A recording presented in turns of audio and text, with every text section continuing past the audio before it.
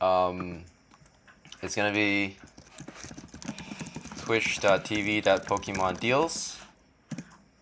Let's see if that works. And then also, I'm gonna check the YouTube real quick. So I should be live on both.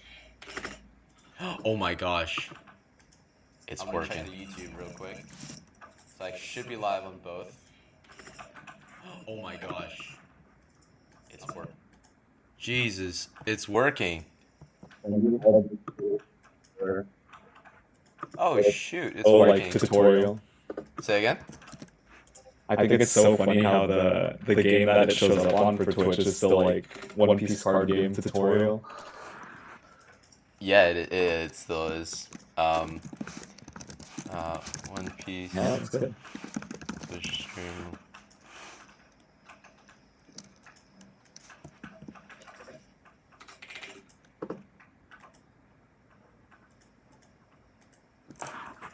Let's see.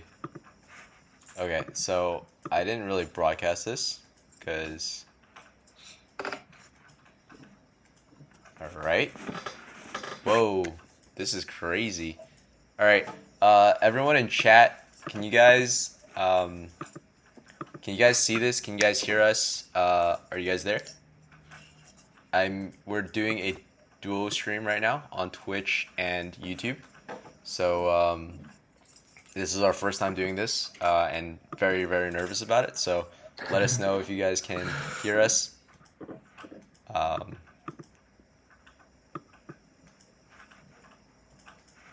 Let me switch to Discord casters.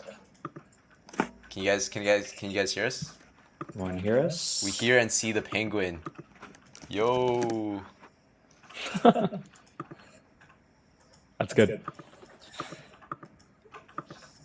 You hear us? Yo, guys. Oh, only here for the Peng Pirates. So, guys, welcome in everyone.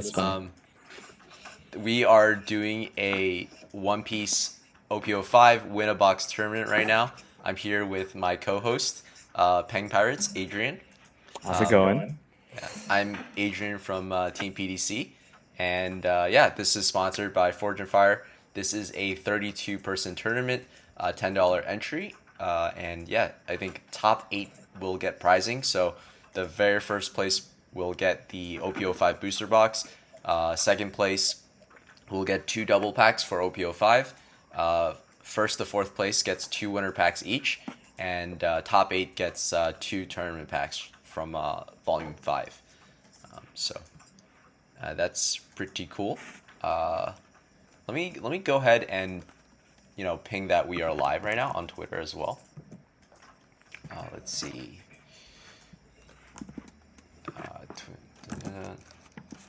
PDC Adrian. I do want to start pushing out the YouTube. So if you guys didn't know, I recently started posting One Piece content on YouTube. It's grown to close to 1,500 subscribers, and now we'll be streaming on both YouTube and Twitch.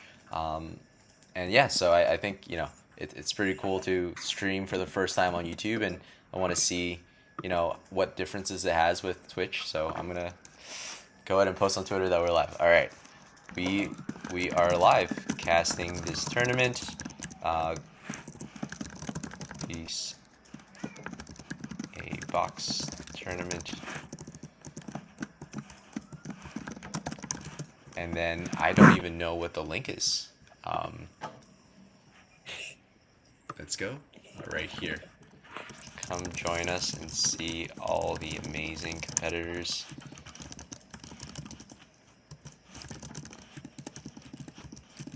Amazing game. Alright. Hopefully we'll see some really good competition today. Adrian, who do you think is going to win? I think we will. Wait, who is in this tournament? Let me double check. Let's see. Is Alan in here? Is Alan? No, I don't think Alan's here today. Okay. I don't know. There are some names that I don't know about, but if I had to bet on one of our guys, I'd definitely bet on probably Shamil. Probably bet on Shamil. Oh yeah. Dude is crazy cracked. Yeah, Shamil was went to Pasadena, and got 8th place with Captain Kidd, so definitely one of the big contenders here. I know that there's a lot of people that are representing the Bay Area in this tournament, as well as all the way in the East Coast and all that stuff. So pretty cool. Okay, so guys, the tournament is gonna start soon. It's actually supposed to start in 1 minute, so I'm gonna go ahead and start it up on Best Coast pairing. So everyone, we have 31 out of 32 players. So unfortunately, we did not fill that last slot, which is really sad, but it's all good. Event details. Okay, let me figure out how to start this thing.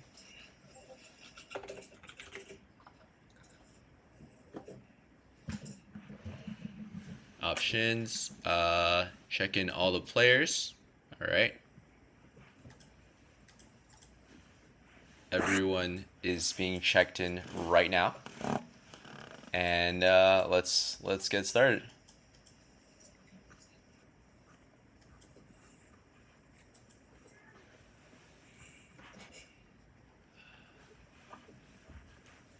How do I start this? Export, send list, check in all players. There are no players to check in. Play. Give me 1 second, guys. Sorry about that.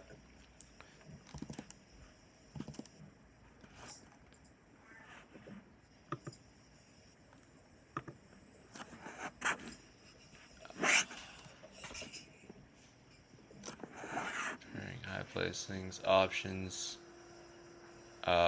Submit to refresh placings. How do I start the round? Oh, wait, start the tournament. Pairings. Starting the tournament. Alright. Here we go. Okay,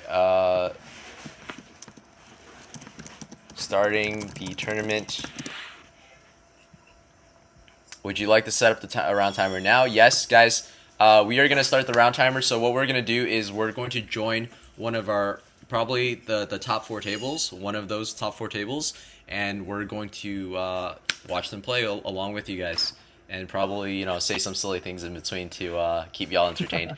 So each round is going to be 40 minutes. We'll see if we have enough time. I think if we'll take the feedback from this tournament, and maybe we'll go down to 35 minutes. But yeah, let's do it now. So starting it right now. Finalize the round. Okay. Ooh, what the hell?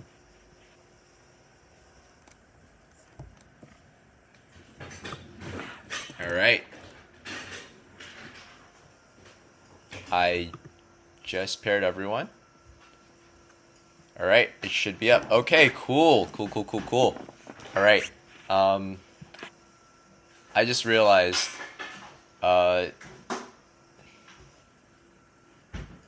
Adrian, how are you gonna be able to see all this stuff?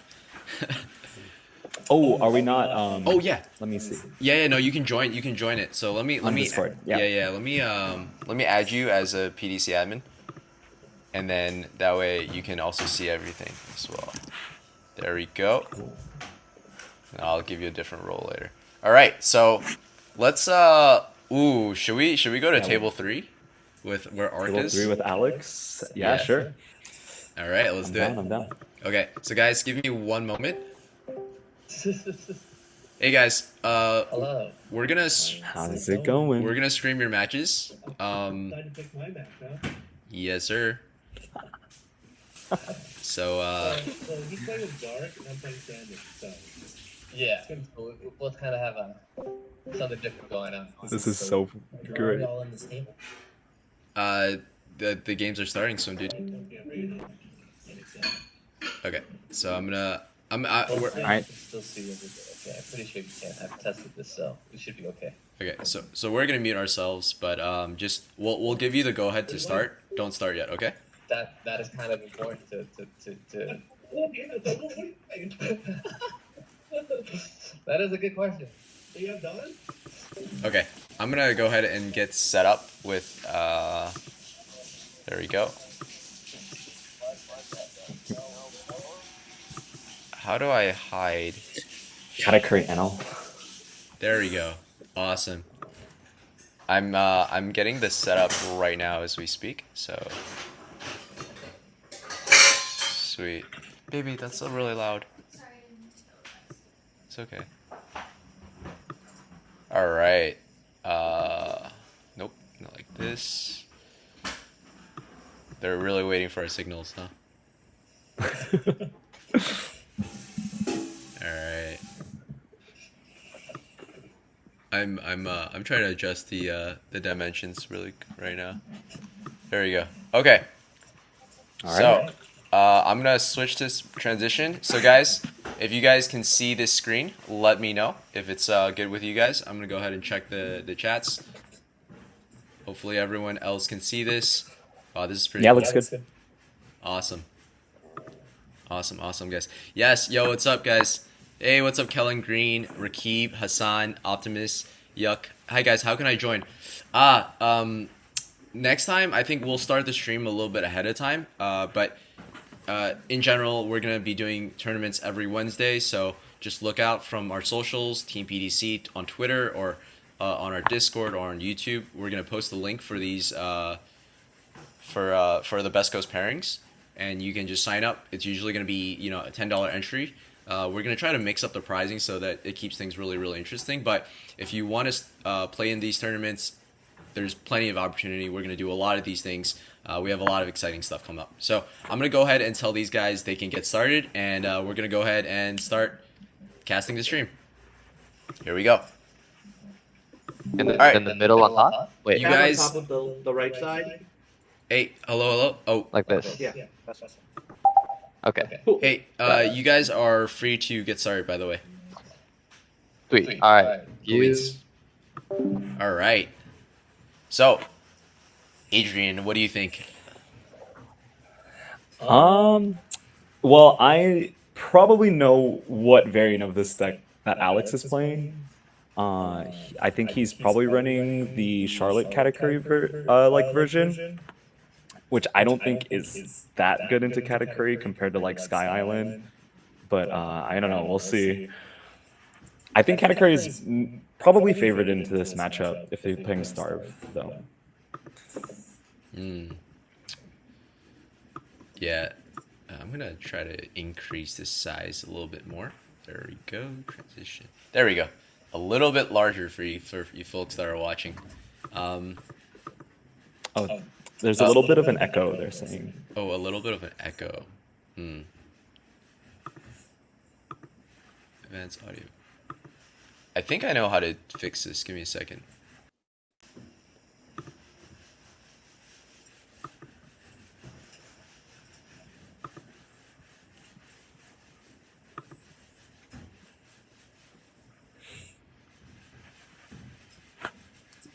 Let's see.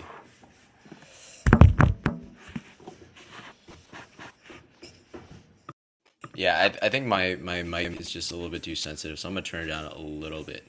Guys, let me know. I'm still like I got a new microphone, so I'm still really adjusting to it. But just let me know if my volume is okay. Let me know if the echo is still there.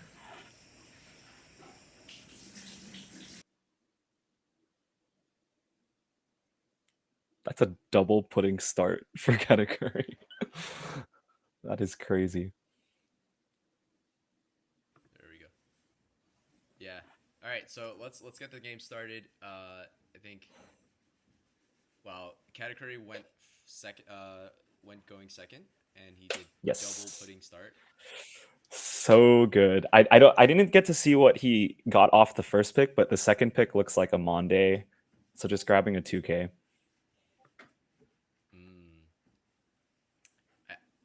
I sound low now.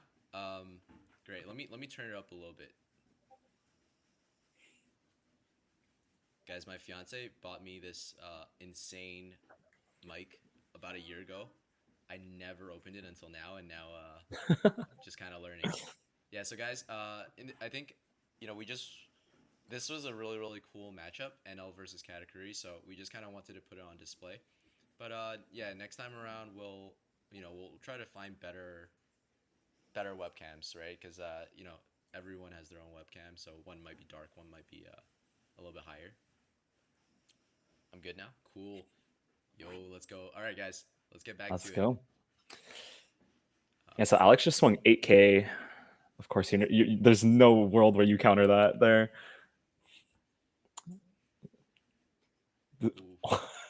Triple pudding start. That's kind of nuts. So this is this is turn 2 for Katakuri. First turn he did double pudding searcher, and then the second turn now he's putting a third pudding and able to search out that Katakuri. He has 3 Dawn left. Assuming he's just gonna swing and play Perospero, or just do a very tall swing with the leader. Yeah, Perospero swing 5 was probably the best play he has if he does have it in hand. It doesn't look like, or maybe he's just thinking about it. I actually don't think swinging 7 and playing something like a Sanji 2 cost, if you still play that, is that bad either.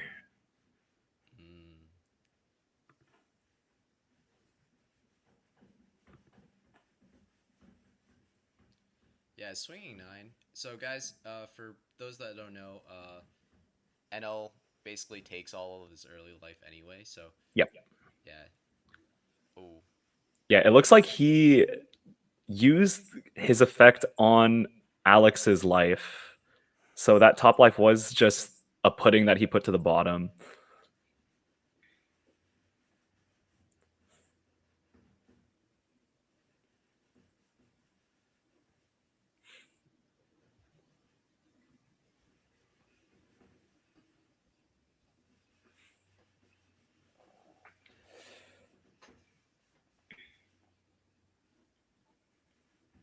Here, I don't know really what you do. This is 5k and maybe like something like a Gadatsu, but onto like a pudding, it doesn't feel too good.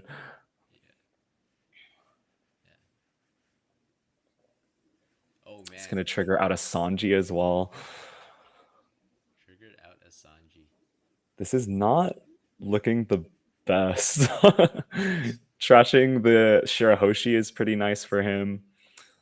Yeah, so for those that don't know, usually when you make a mistake and you draw a card you shouldn't have drawn, or you Raw shard it, Shirahoshi.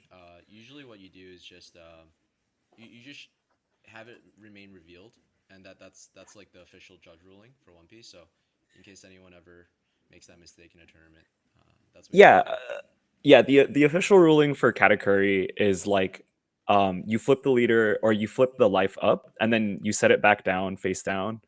But yeah, I mean it's common knowledge to everyone, so it doesn't make that much of a difference at the end of the day, because you should both be keeping track of it, but it's all you don't have to have it stay shown in like an official tournament. Right, so this is the 6th Dawn turn for Katakuri. Let's see what. Enel's at 3 life, so it doesn't seem like Katakuri is gonna drop down a Gadatsu or anything, right? What do you think he's gonna play this time around? I think for Katakuri, it's a little bit awkward this turn. It's kind of like a flex turn, right? Because I don't think they're playing the like 6 drop 8k anymore. I know some want to like play the 5 drop 7k, but it looks like this is like a pretty common thing to do, which is just attach 2 swing and then play like a 4 drop. Could see a Smoothie, a Cracker, or a Sanji come out of here, to be honest. And it looks like he's probably going to bottom another pudding from life here. Nope, he's just going to... I wonder why he's revealing his cards, though. I think it's... Yeah, it is kind of... That's kind of an interesting thing to do.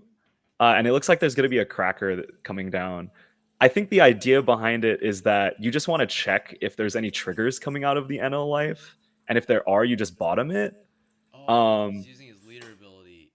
Yes, makes sense. But I don't know how valuable that is. I don't know how valuable that is over like bottom decking something like a Sanji or like a pudding or sorry, not a pudding, like a brulee, because those things can really help you out in the late game against Enel.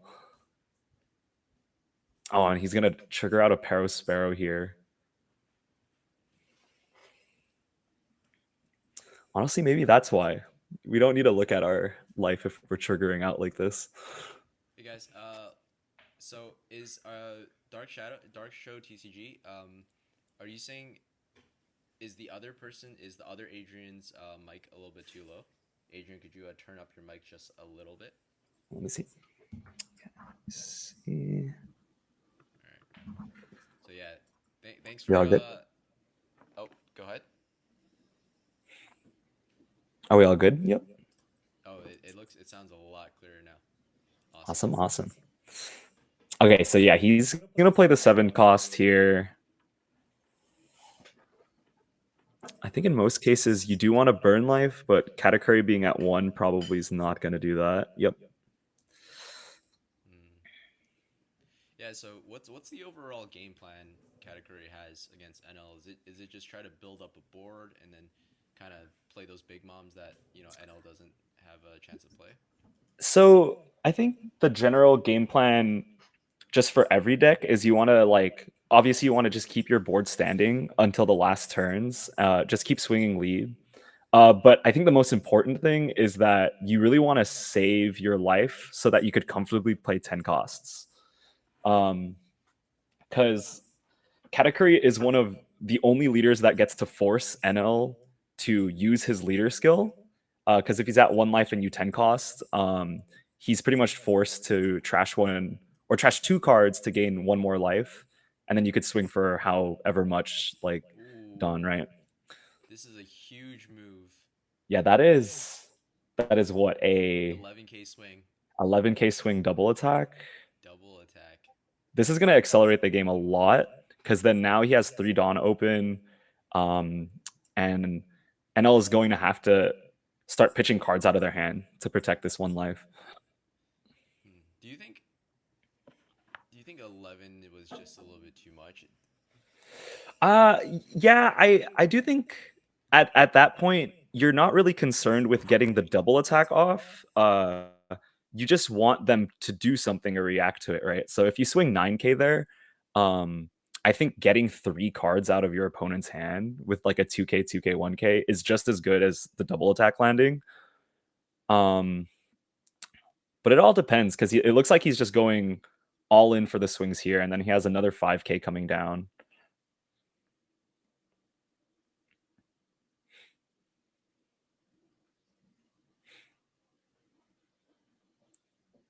So I didn't get to see what card he trashed, but I think right there you typically this is gonna get a card out of his hand, I think. Probably like a 1k. Yeah, so he's gonna get Brule out.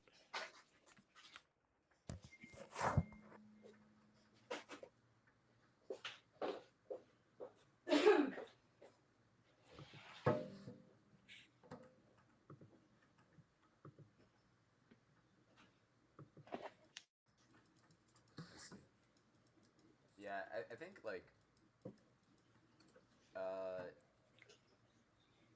I like the idea behind swinging with the puddings, but I think 11k on the cracker was a little bit too much. I feel like he wanted to get it across, but maybe even swinging 9 would be Yes. really helpful, just because Yep.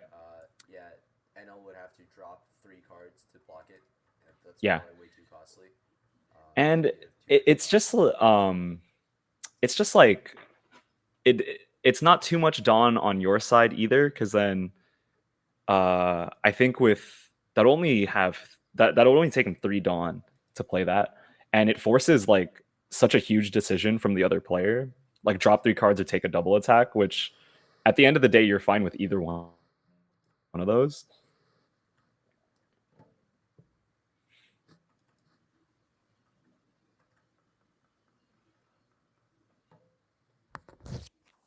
Okay, so I realized my We'll see my what he phone was on mic, does. so I'm not actually using my my really amazing mic right now. But I'll get it all sorted out, guys. This was a test run. This was our very first tournament. I'm very excited. Thank you guys for being here watching. Means the world to us. So thank you guys for supporting, man. Yeah, so it looks like he's swinging 7K. I'm assuming at lead here. Or is that at Cracker? No, it's at Cracker. Yeah, I think it has to be a cracker, right? Because that is Yeah. a pretty wide board he's building. Yeah, because Cracker turns back into a 5K. He's gonna play another Big Mom. I wonder if you just trash your life. Yeah, I think Yeah, that wasn't too bad for him to trash there, especially if he's about to play 10 cost Mom here. yes.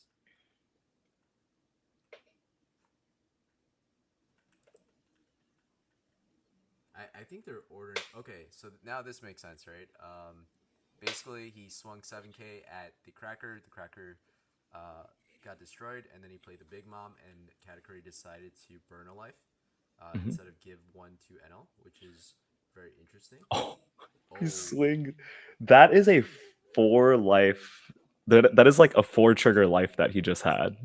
I think it was 2 Sanjis, 2 Parasparrows. That is crazy. double Sanji off life is definitely very good for Katakuri.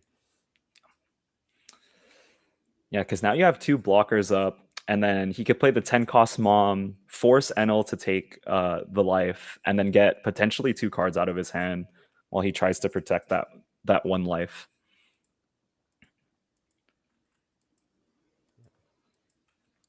Yeah, so now it's the Katakuri's full 10 Don turn. If you are Katakuri, do you play Big Mom here? Oh, 100%.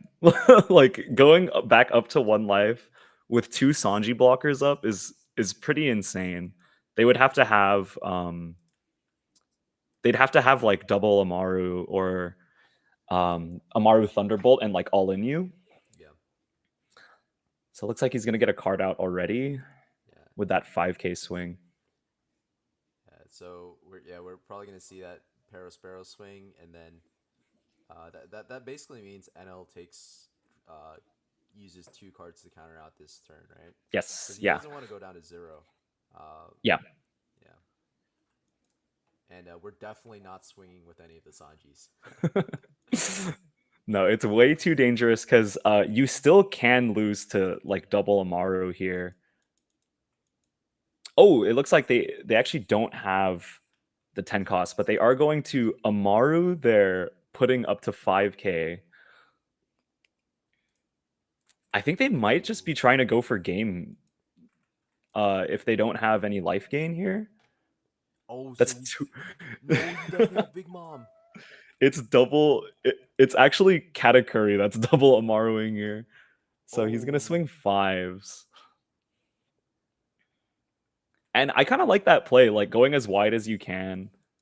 But Enel has so many cards in hand. No, there's no way. Because he hasn't used the leader effect yet, so he could still gain 1 life. I mean, now that we know Big Mom is coming out, what can he do with 6 Dawn? You'd assume he's playing a third Sanji, right? I think it's just either another Sanji and like leaving some Dawn up for maybe a counter event. If not, you just go 5-5 and then 3 7s and hope it sticks. But yeah, this is a tough situation for sure. No 10 Mom means that you're at 0 life against Enel that might have Amaru's in hand. Here's a question for you though: is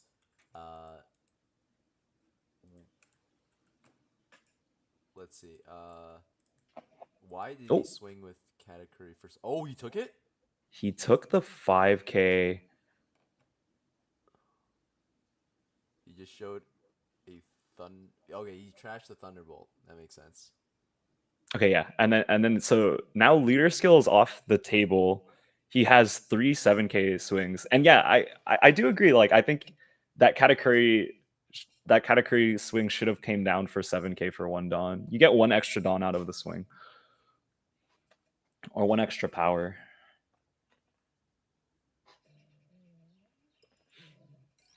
but we'll see. If I'm Enel here, I am baiting this so hard. Like, I want them to swing with the Sanjis for sure. So it might just be. So now we're at 0 life. These two 7Ks have to stick. How many cards does Enel have right now?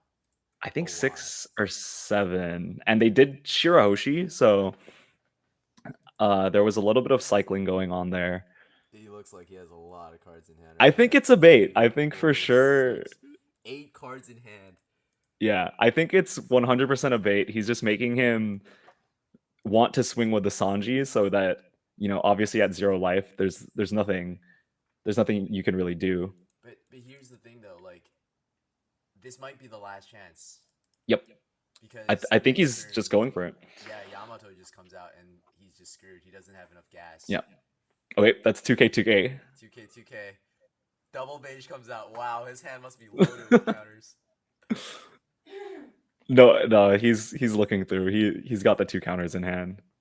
Yep, that's 2K 2K again with Sanji. Yeah, so it looks like this is probably the whole game here. You have to get so lucky. I don't even know if there's anything that really gets you out of the situation as Cat, because he's gonna swing 9K here. Oh my Yeah. god. Yeah, it looks like that was the game, and then he's Oh no. just showing him all the 2Ks. He's like, no, he had big mom. Interesting. Oh yeah, interesting. I think he probably didn't have count. It looks like he had almost no counter in hand, so that's why he went for game. But I feel like, yeah, the 10 mom would have been a much better play, because you have the chance to stall the game out for another turn. Yeah. Like it would take 1 or 2 removal cards from NL's side to clear that game out if you're at 2 life, right, or 1 life. All right, so I think I'm gonna mute my mic really quick, but yeah, Adrian, go ahead and entertain the folks. I'm gonna go ahead and try to get Entertain everything started. Yeah, guys. Actually, you know what we could do? We could take a look at any of the other games, since we do have 15 minutes remaining in this match. Yeah. Let's go ahead and check out table 1.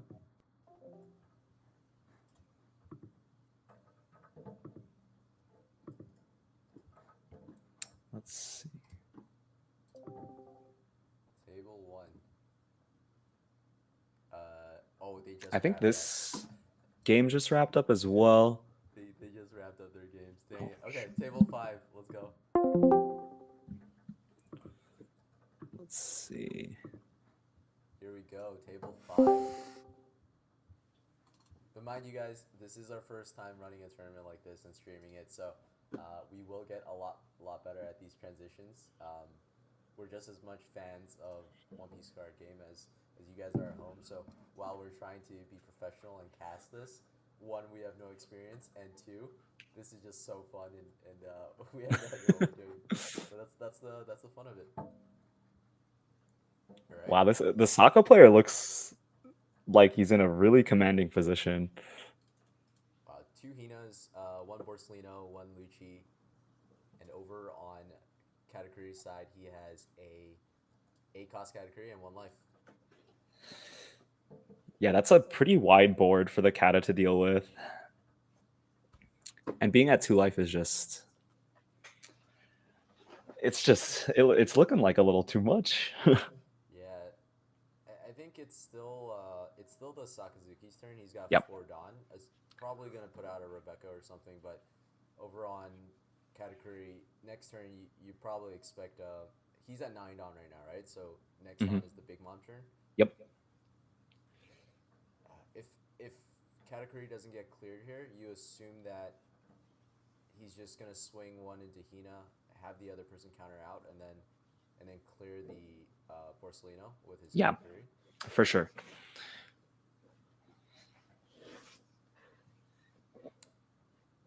Yeah, let's see what he ends up doing. So He's gonna counter out of the 5 with the Cracker. Oh, He's gonna play another Borsa. that's tough. Yeah, with 4, now 5 cards in hand, I don't know if there's there's probably like a string of triggers that gets you out of this though. We definitely need a Thunderbolt for sure. It has to be like, it's got to be like a Maru trigger into gain a life into another trigger. It would. I think that's what you need here. Is there a world where you play Katakuri and then you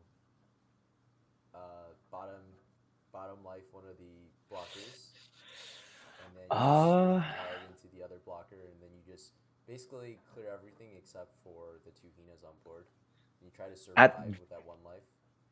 At this point, I don't think so. Just because you're only at 1 life, and that's still 3 swings coming down.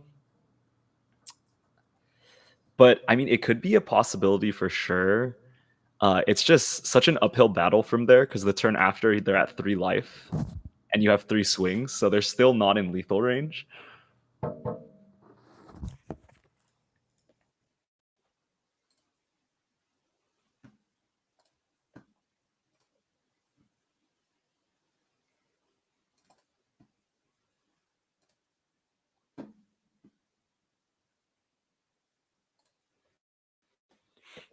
And that's still 6 cards in Sakazuki's hand.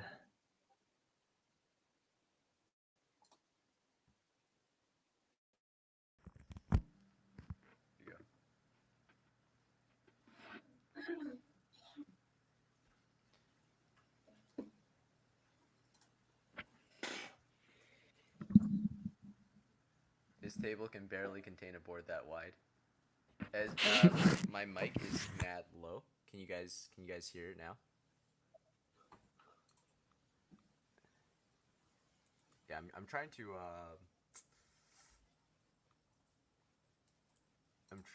switch the mic, but I can't find the source. Oh, there. Oh, thank God. All right. Yeah, you guys. Yeah, OBS works in wild ways. So now I actually switched on to the good mic. You guys should be able to hear me now. Let me know if my audio sounds much better or not.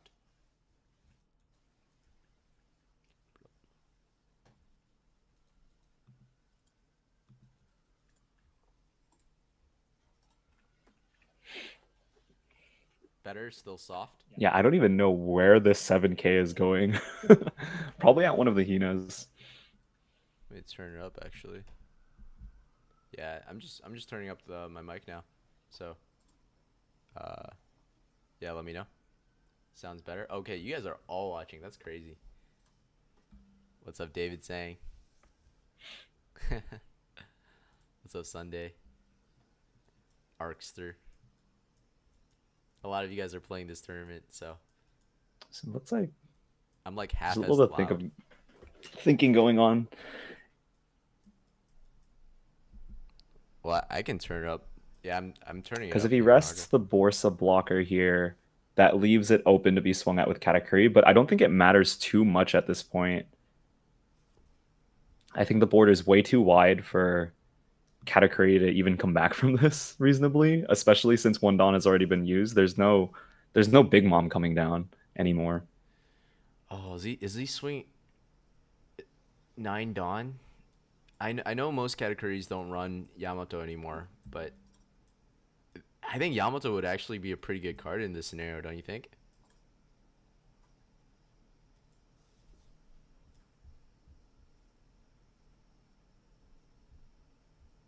Okay. No, that 7K was at life, and he's just gonna take. All right, guys. I think Adrian doesn't hear me because I switched. The my audio 8K is source. probably at the same thing. So there we go. Okay, Adrian, can you hear me now? Yeah. Yeah. I switched my audio source back to the Yeti now, so now you can hear me. Yeah, don't you think man, if he had Yamato, that'd be such a good card here. He can blow up a Hina and replenish a life. I feel like, I mean, now he can't though, because the 7K did go through. So, yeah, I think you definitely play the Yamato first. But I'm not too sure what the play is here anymore.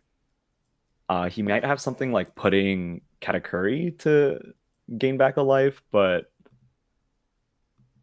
even then, being at 2 life, it's still going to take like a lot of triggers to get him out of this. Yeah, with 5 cards in hand, that's not a lot to deal with either. Mm-hmm. Yeah, this would definitely be the comeback of the century here. Oh, This looks like 7 Dawn. 7's coming out. Is this a small mom? If this is a small mom, this game is. This is an Enel? Rush Enel. Yo. The disbelief.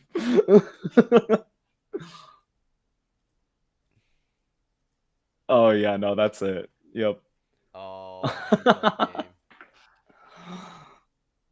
Oh, man. That is tough. All our Katakuri players today just having hands full of 10 costs with no counter in hand. Alright, we've got 6 minutes remaining. I think we're gonna take a look at one more game if we can. I'm gonna see, Yeah, let's see. table 7.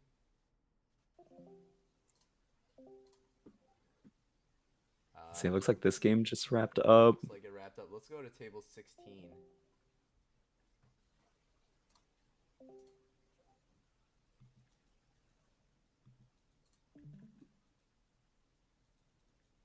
Looks like Sakamir is still going. Here we go. Yes. It seems like they're it seems like they're really early on. They might just be playing a game to Private lead. This is like a low amount of cards in each player's hand, though. No, this is Right? gotta be a new game. There's no way. Alright. Actually, yeah, let me guys, I think it's pretty close to round 2. We've got 5 minutes left. I'm gonna go yeah, we're just gonna be right back, and I'm gonna go do some table matters, table chores. Alright. And yeah, we'll see you guys soon. Bear with us, guys. This is like, I'm definitely learning here. There's like a lot of scenes for me to kind of juggle at once. But our next tournament, I'm definitely gonna take all these learning lessons and get much better at this. But we'll be right back, and yeah, right there. Look at that. I got a perfect. We'll give it 8 minutes. We'll be back in 8 minutes, guys, with a brand new round. I just need to go ahead and see if everyone's finished with their games. So, we're back.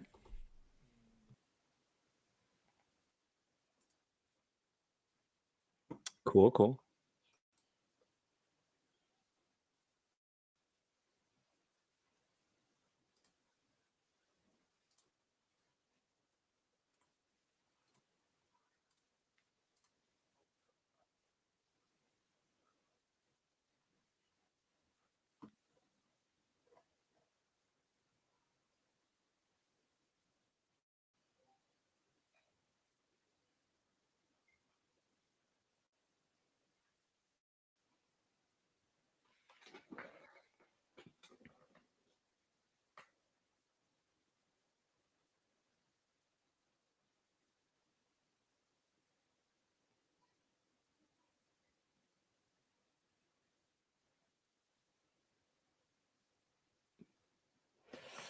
Nah, this game is no, that game's over. The 10 cost Kaido just came down.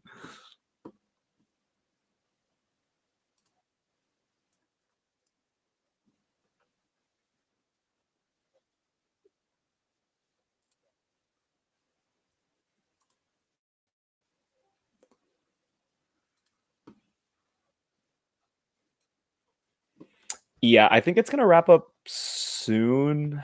One of them just played 10 cost Kaido on 3 life, so I don't see this game going on for that much longer.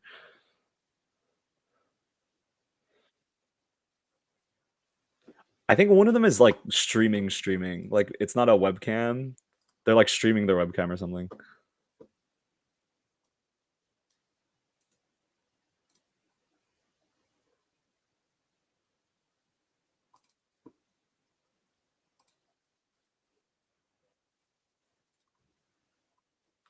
Yeah, I can only imagine.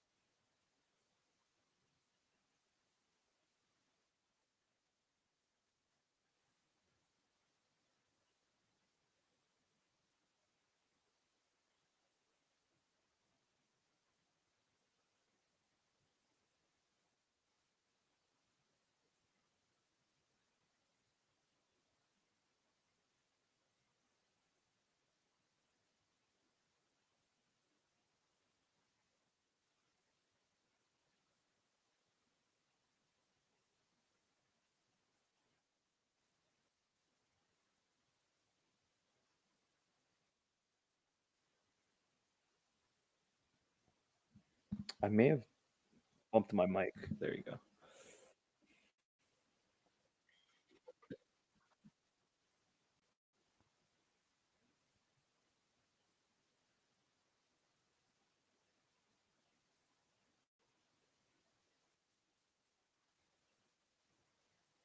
happening with my mic? Hello? Hello? Okay.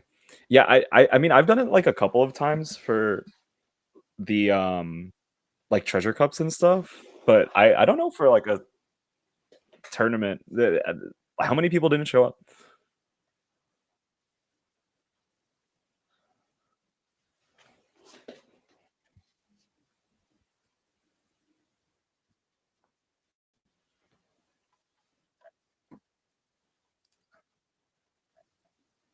That's pretty interesting.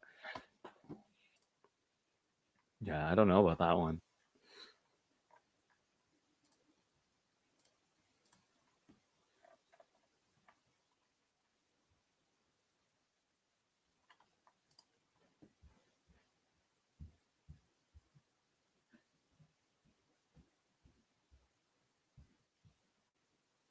One buy and look for. That's interesting.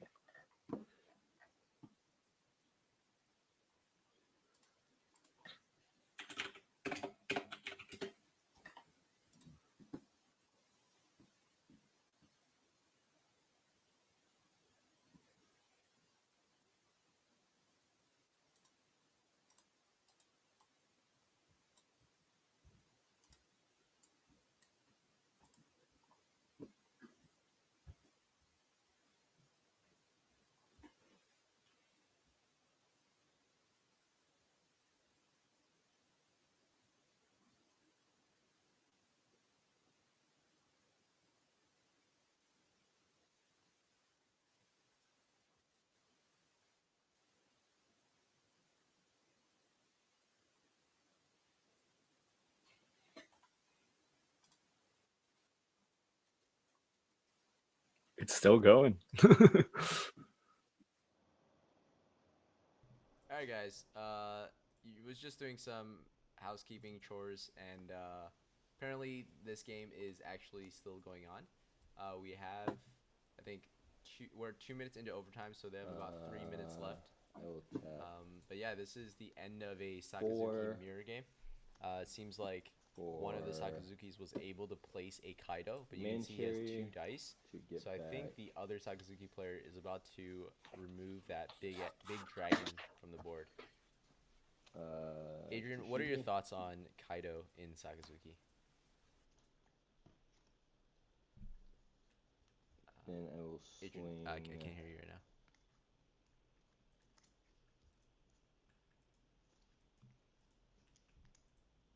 Oh, he 8 at life. accidentally left. No, my co-host.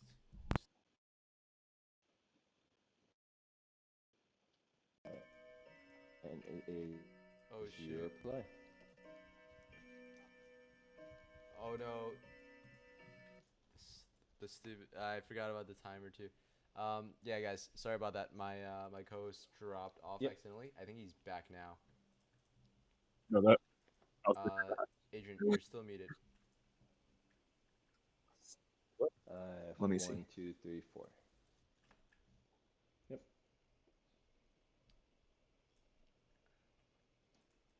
It shows your mic is muted. All right.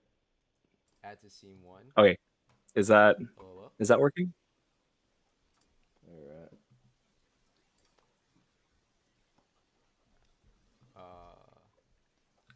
Let me cannot see you. see.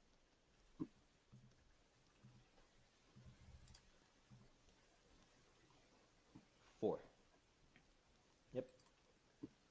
I think I can hear on stream, but I don't know if you can hear me right now. I can hear you now. Okay, cool. Yeah, the thing crashed. Audio settings. 10. Yeah, I think Kaido is pretty necessary to run at least one. Helm Blaze. I will send back. Like, it's so it good in the doesn't mirror, waste and then energy. also it no completely Helm Blaze the negates entire like game, one of dude. Enel against you, which is Starve. Do you want it on the app or the judges channel? Oh wow.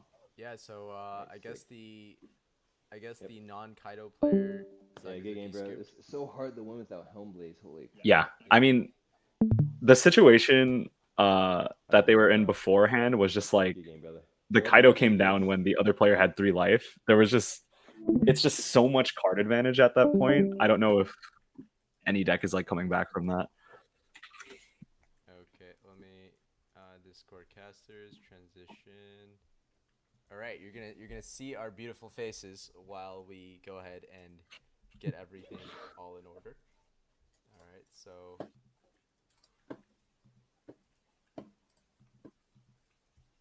I think we're right on schedule. Right on schedule. No, I don't.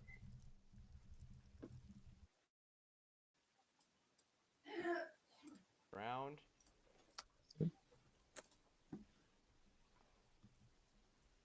And we're about to move on, must score all the pairings. Let me reload this.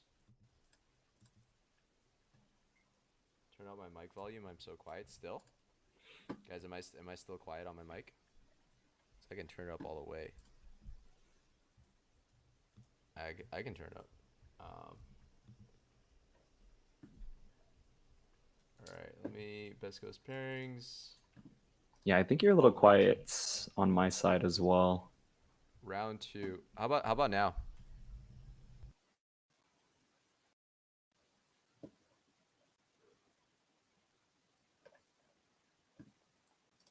Actually, I don't know if I can Can you hear me now? hear you. Yes, I can hear you now. Okay, so yeah, it looks like Kyle paired everything already. Oh, you guys can also hear the player's audio? We can barely hear. You know what? Let me just turn myself up all the way. There we go. Okay, so I just removed all the limiters. You guys should be able to hear me now. All right, let's Adrian, why don't we hop on to table 2? Sure, sure. Let's do it. Oh, this is Shamil's game. This is Shamil. So let me go Oh, ahead. another soccer mirror. Oh, this is a soccer mirror. All right, guys, this is gonna be a good game. Let me go ahead and transition. This is your domain. All right. Yes. So, let me go ahead and let them know that we're starting. Oh yeah. Hey guys, you guys are free to start whenever. We're gonna be streaming this game, so good luck. Good luck. Thank you. Thank you. Do you have any dice? There we go. Yeah, I think the last time the player audio was able to be heard because he was streaming, and it wasn't like a webcam thing. Yeah, that was quite odd, but we'll get it sorted out. All right. So, a little bit about the Sakazuki matchup, guys. I might be a little bit informed about this, but basically half the battle is won or lost during the dice roll phase. So, how I see it is this. How I see it is this. If you go first, it's a skill diff where you basically have to outplay your opponent. And if you go second, you are insanely favored to win. So, yeah, I mean, it's based on the dice roll, and then after, everyone decides if they're going second or not, then it's just based on how many Luccis, Hound Blazes, and Hinas that you draw. The more you draw, the bigger advantage you have over your opponent. But I'd say that, in this meta right now, seeing the Enel mirror matchup, the Sakazuki mirror matchup, and all these mirror matchups, I think that the Sakazuki one has the most skill expression. So, if you're someone who doesn't mind grinding and really learning a deck, I think Sakazuki's, the pick for you. Yeah, I think most of the time, like when you talk about like other mirror matchups, a lot of it is based off of just cards that you draw, the curve that you get. But I think Sakazuki is like one of the ones where if you are clearly the better Sakazuki, you will almost always win, depending on the cards. Yeah. It's not the most sacky matchup, but yeah, you are definitely favored after seeing like a lot of Sakazuki mirrors going second. Yeah. One of the big reasons why Sakazuki going second is just so much better is just because of the, I would say like the Dawn. I think the turn 2 or the turn 3, Dawn 4, Dawn 5 isn't too bad, right? It's really the fact that going second, you get to that Dawn 8 turn so much, like one turn faster. You get to play out that Rebecca Lucci combo, and you're flooding with 3 characters on board. You're doing heavy removal. It's just really, really strong. Not to mention you also get to that 10 Dawn turn faster as well. But yeah, let's get back into the game. He trashed double Hina off that Hound Blaze. That is absolutely nuts. That's Looks like he's actually gonna pretty ditch everything. good, right? Yeah, for sure.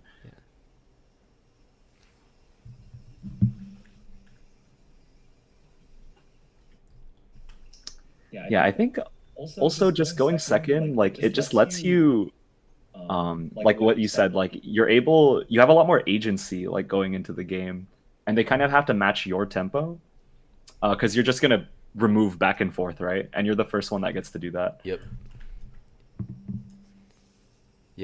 Yeah, it seems like everyone's got the same idea. Oh, whoa. So Shamil swung for 6 and he countered out on his first swing. That's pretty interesting for sure. Yeah. So usually in the mirror you take the first life. Generally in most matchups you do take the first life. Just so that you can get as many resources as possible. Now that he's countered out, he just has one less card to play with.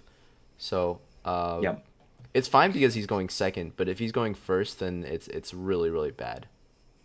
I think it's a little harder to deal with too, because that is a 2K out of his hand, which Sakazuki is one of the decks that just runs low 2K counts. Yep. So getting rid of one of those is potentially really good for the other Sakazuki player. Yeah. And then here we have a hyper aggressive turn. Wow. 6k, Where 7k. yeah, he hound blazed the other brand new and just swung 6 and 7. Uh, that must mean that his hand doesn't have a Kuzan or Porcelino, Yeah, which he is might also just not want to commit it to the board. Because I mean, Shamilon, this is his what? I think it's like 5 Dawn turn coming up. yeah. There are like a couple of different combos they could do. Maybe committing a Kuzan isn't something that he wants to do right now, but he's going to counter out of another 5k. Yeah, I like this play. You know, if the other Sakazuki doesn't give you any targets to clear, all you need to do Yep. is play Borsalino or play Kuzan. Just Yep. develop your board and pass your turn and wait for your opponent to answer. One thing that a lot of Sakazuki players need to be mindful of is that typically, before your 7 and 8 Dawn turn, it's actually really really hard to remove stuff on the board, just because Yep. you don't have too much Dawn to work with. Like at 6 Dawn, you have to play Rebecca Houndblaze, which I don't think is a great turn, right? Because next turn, everything gets blown away. So Yeah. And that's a huge commitment for Sakazuki to make too on such a big turn. right. Yeah, especially against Kuzan, right? He has to clear the Kuzan. He needs to play some cards to minus the cost, and it's gonna mess with his ability to develop his own board. Yeah.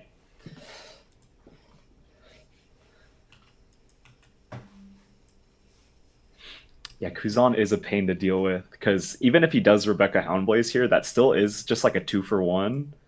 And Kuzan like pretty much replaces himself in terms of card card advantage, card economy, whatever you want to call it. So it's almost like a 2-for-0 if we're talking about it.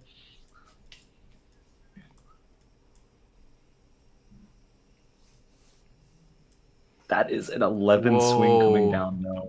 6K swing. Great eruption trigger. Great comes eruption down. trigger I, and I the agree with that. ulti. I agree with that so much though, because it doesn't seem like the other Sakazuki player wants to play anything down. So just having them discard another card off the Great Eruption is, I think, so funny. Yeah.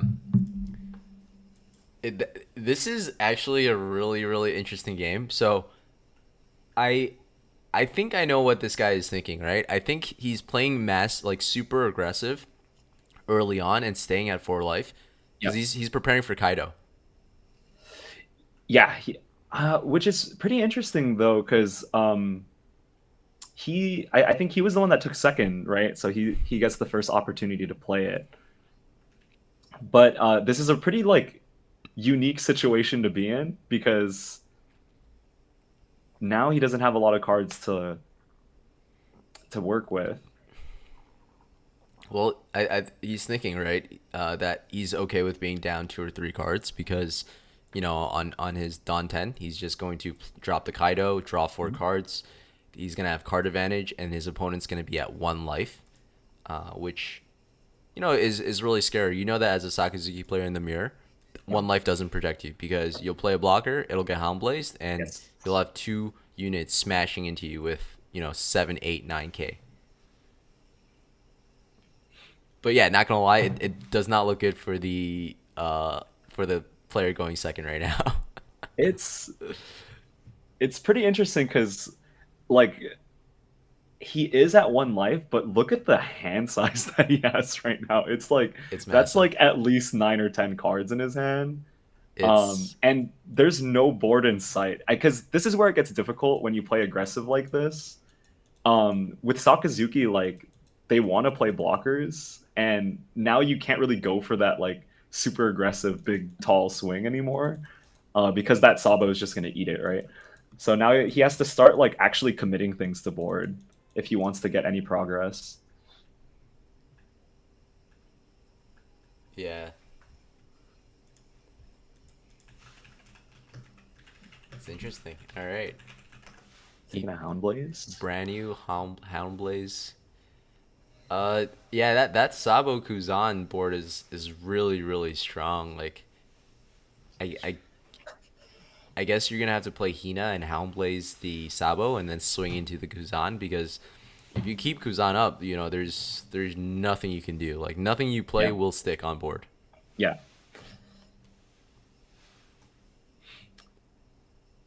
Yeah, and if by chance Sabo survives, you know we might see a Kaido being played on that side too. Yeah. Yeah, but the trouble here is that like there's not he doesn't really have a lot of options, right? Like to get rid of these things off of board, he needs the Houndblaze to be committed. But we'll see how he deals with it. It looks like it's going to be Houndblaze coming out. Probably just Houndblaze the Sabo, swing into the Kuzan.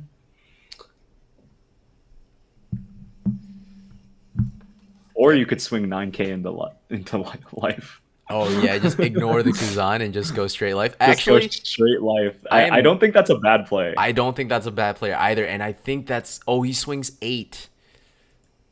Interesting. Oh yeah, yeah. Oh yeah, that's my mistake. He swings 8 into with the Houndblaze. Do we know if he brought Hina from the trash? Yes, yeah, he did. Got you. Okay. Yeah, so his turn was pretty much just Rebecca Houndblaze. It was brand new Rebecca Houndblaze, swing 8. All right. All right, over on the other Sakazuki side, he is now officially at the 10 Dawn. He just has to remember to bring it out.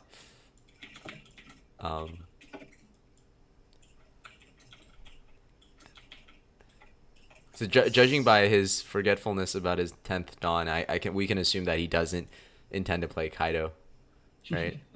Well, I think Shamil's on the first curve, so I think he's actually on 9. Oh, is he?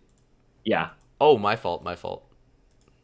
Everyone forget I said that. I'm a genius. But I think if he removes like the Rebecca and Hina here, he's in such a good spot. If the Kaido does get played down on his side, I mean that's why going second is so good for Sokka, right? And why Kaido is such a powerful card. Because I feel like even if he removes the board here, the Kaido being played is still a little bit of a problem. No, I don't think Kaido can be played as long as Kuzan exists. He Yeah, has to get rid of I it think first. Shamil is definitely gonna just keep this standing, especially with this Houndblaze play.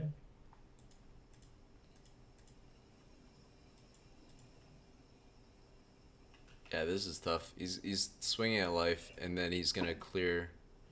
He's gonna clear the board. Oh, another Houndblaze. Double Houndblaze. I don't know if you need to swing with the Kuzan there. I mean, why not, right? Because his hand is so huge. I think he understands that he has more resources than the Sakazuki going Yeah. second. That is true. And then if Kaido does end up coming down, that's his whole 10. That's his whole 10 on turn. So the Kuzan could be pretty easily protected.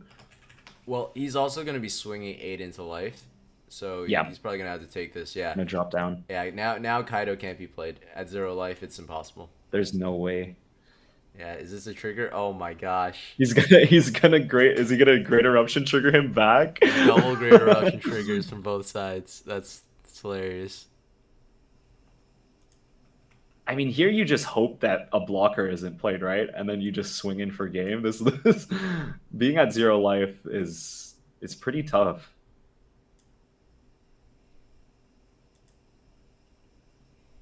Okay, so he grabs a 2K.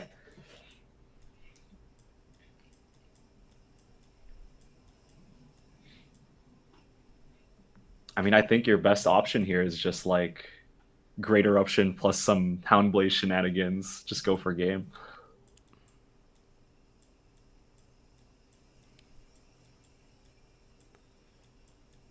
I think you're gonna have to commit to it. If he has another Houndblaze, there's 5 cards in hand. This is doable. Yeah, no, for sure. Because you have all of the Dawn that you're just gonna pump into your leader and units, right? Yeah. Let's say the It's best just case, a matter of that's it. the best case scenario right now is playing Suru on Rebecca and then Houndblaze. So he has 7 Dawn, 3, 9. Yeah, 9 swing. Yeah, 9-9 would be 9-9 would probably be the best spread for that for sure. You did see Shamil counter out with 2Ks earlier, right? So Yeah, that was there's- 2 Tashigis. So, and he did grab a Tashigi back, so he definitely has at least 1 2K. So it's just a matter of if he has the rest of the 2Ks, right? Like 2K, 1K, 3 1Ks will do it. You know what I think the what I think the going second Saka will remember from this game is the fact that this Kuzan has stayed on board since it's been played. Yep. The entire time. Yeah, just too much value from that one Kuzan. So yeah, guys, if you guys can take anything from this game, it's that you never want Kuzan to stay on board. That's just a death sentence. All right, so Great Eruption comes out. Kuzan gets cycled. I'd say that maybe probably going for game here is probably not the right move at this point. I personally wouldn't feel comfortable swinging with 8 and 9. Yeah. So, Lucci being played. Oh yeah, because Lucci, Great Eruption. So Rebecca's gonna get popped. Or maybe he'll pick the Kuzan. We don't really know who he pointed to for the Great Eruption. What do you think? Yeah, I think you definitely want to KO. Yeah, you want to KO the Rebecca, and then you want to use. You just want to Hail Mary like the leader swing right into the Kuzan. Just hope it sticks, and then play a blocker out. It looks like he has 5 up for a Sabo, but it doesn't look like he's gonna give that to him. All right, Sabo comes down. Sabo is good. So this guy is basically saying, "Hey, if you have Houndblaze, That's it. that's it. But if you don't, I am gonna survive." Yeah, Right. and I think he definitely can get there next turn if the other Sakazuki player just doesn't have it. But I don't know. It's kind of difficult, right? Because I mean, he only has I think that's 5 cards in hand. So Oh, I think we're gonna see a all-in Houndblaze yeah, play here. 100%. We're seeing a Houndblaze. You definitely just that's pretty interesting. So I- maybe he's calling a bluff there. Nope, but the Houndblaze is gonna come down for sure. Houndblaze Yeah, comes down, and that's a wrap, folks. yeah, that's pretty much it. I think even with a handful of 2Ks, that doesn't work, right? I'm sure that he wasn't able to defend a 15 case. Oh my Okay, well, gosh. that's a double Houndblaze. Yeah, so even if his hand was full of 2Ks, that's only 15K. So there's no way that he can get there. This is tough. This is a 17,000 swing. Yep. Yeah, coming down. That's it. Oh, he Yep. he used 4 Houndblazes this game. That is absolutely insane. Wow. So, I don't know if this was a skill diff. More of a. It's always tough because we don't necessarily know what was in the player going second's hand. Yeah. But yeah, that looked like a pretty commanding game. It could just be the other player just bricked. Yeah. Not having a Dawn 4 turn, Dawn 4 play in that turn 2 is really it's really tough, right? Yeah. I Even an 11 swing on turn 3 is, I mean, that even if you're going for an aggressive play, I feel like it's still you hate to do it, right? Yeah. Yeah, I do agree. Maybe that his hand was so bricky that the going second Sakazuki player was just like, all right, I'm not gonna be able to play anything. I just need to play as aggressively as possible. Yeah. Get him down to that 1 and find an opening to play Kaido. Yeah. And just hope for the best. So I can respect that strategy for sure. Yeah, for sure. Yeah. All right. Let's let me go take a look around and to see if there's any Shut the games. table. Oh, game. This is a good one. Table 1 looks like it's so good. Yeah. Let's go back to that table 1. I'm streaming. All right, so this one is Purple Luffy versus Sakazuki. Oh man. Oh, you That love to is see it, right? rough. As soon as we get in here, we see like a kid getting bottom decked. That's The typical tide's Sakazuki. just turning. Yeah. Yeah, it looks. This does not look too good for the purple Luffy player. I think less cards in hand, less things on board. So yeah, I think overall with this matchup, early on, Purple Luffy is just overwhelmingly strong, right? Especially if he gets the ramp, play the Magellan, play the kid along with something else. But towards the mid game, you know, around the time when Sakazuki gets around 7 or 8 Dawn, that's when he can sort of start comboing and remove everything on the board. Yeah, and it's so difficult to like get cards out of the Sokka player's hand. I think here 7K you definitely just block out with a 2K. Yep. That's not too bad. Staying at 1 life. I don't think there's like a lot that you can do here as the purple Luffy player though. Because Sokka still looks like he has a lot of cards in hand. Looks like probably like 5 or 6. So that's still a lot of resources to remove a majority of the stuff on board, right? Yeah. Hopefully that queen stays there. Yeah, the queen staying up. That's a positive. Yeah, and he has all 10 Dawn up. I don't necessarily know what the optimal play is here. 9 cost Kaido doesn't feel too good without the kid on board. Right. I mean, like you could play 2 5 cost blockers, but if they have something like Rebecca, Hina, like Hound Blaze or Lucci, then that play is just completely gone. Well, you know what? I think 9 cost Kaido here wouldn't be too bad, right? You get to pop a Lucci, you get to swing into the Hina, and then worst comes to worst, you get 2 swings at Tashigi. Right? 2 6K swings. There's no way that his hand is able to defend that Tashigi, so you essentially clear the board. Yeah, and I think he might be thinking about going for the 9 cost Kaido here. There's no Dawn attachment into this 5K. So Tashigi's now gone. Absolutely. I think what you do here, you just drop that Kaido. Okay, so he's not playing Kaido if he's swinging twice.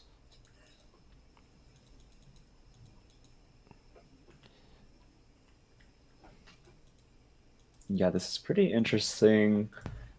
He's just gonna let the Hina go. I don't know. Yeah, it looks like just 2 blockers are coming out. There's a lot of these scenarios with this where it's just like the purple Luffy player just has to put out a board, and if they have like Sheep's Horn in hand, they're basically just saying like, clear the board, I'm gonna go for game next turn, right? But I mean those blockers look like they're gonna get removed one way or another. Yeah. Man, I think that was such a fortunate position to be able to just swing twice without any Dawn and clear 2 units. Yeah. I'm assuming this Luffy player doesn't have a Kaido in hand, because if that was, that'd be really disappointing. Yeah, we'll see, because they have 3 cards left in hand.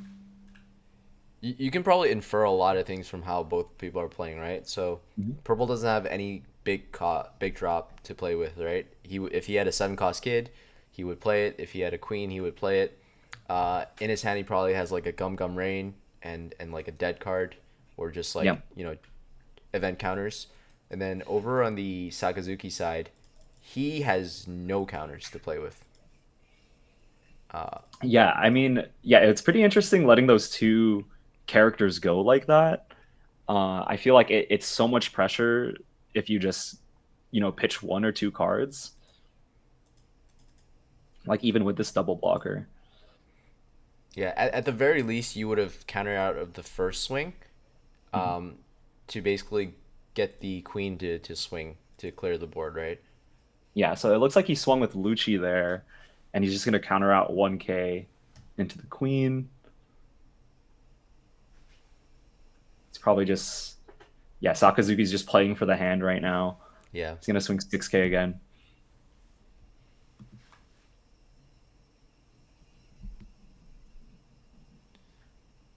Optimus Prime says, I want them to reboot that game. I still play the starter deck, Luffy.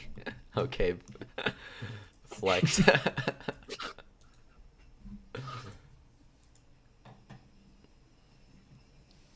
Yeah, we'll see what ends up happening. He's Another going to counter out of that again. Rebecca's coming down.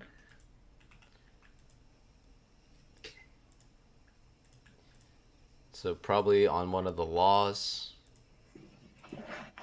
And he has 5 Dawn left. He's going to play 1 Lucci. Yeah, so that's going to KO one of the kids here. Yeah. You know what? I think if you're a Luffy, you take I that like turn. this. Yeah. Like, honestly, that wasn't the most devastating turn for you. There's still a possibility that you could go for game here if you have something like Top Knot or Sheep's Horn. Yep. Especially with the kid on board, because he's going to get you one. You're basically resting the blocker for 1 Dawn. But we'll see what ends up happening here. And he's still at 1 life, which is pretty significant. So he pretty much has 10 Dawn to work with if he has like a Sheep's Horn or a Top Knot. Yeah. 2 cards in hand.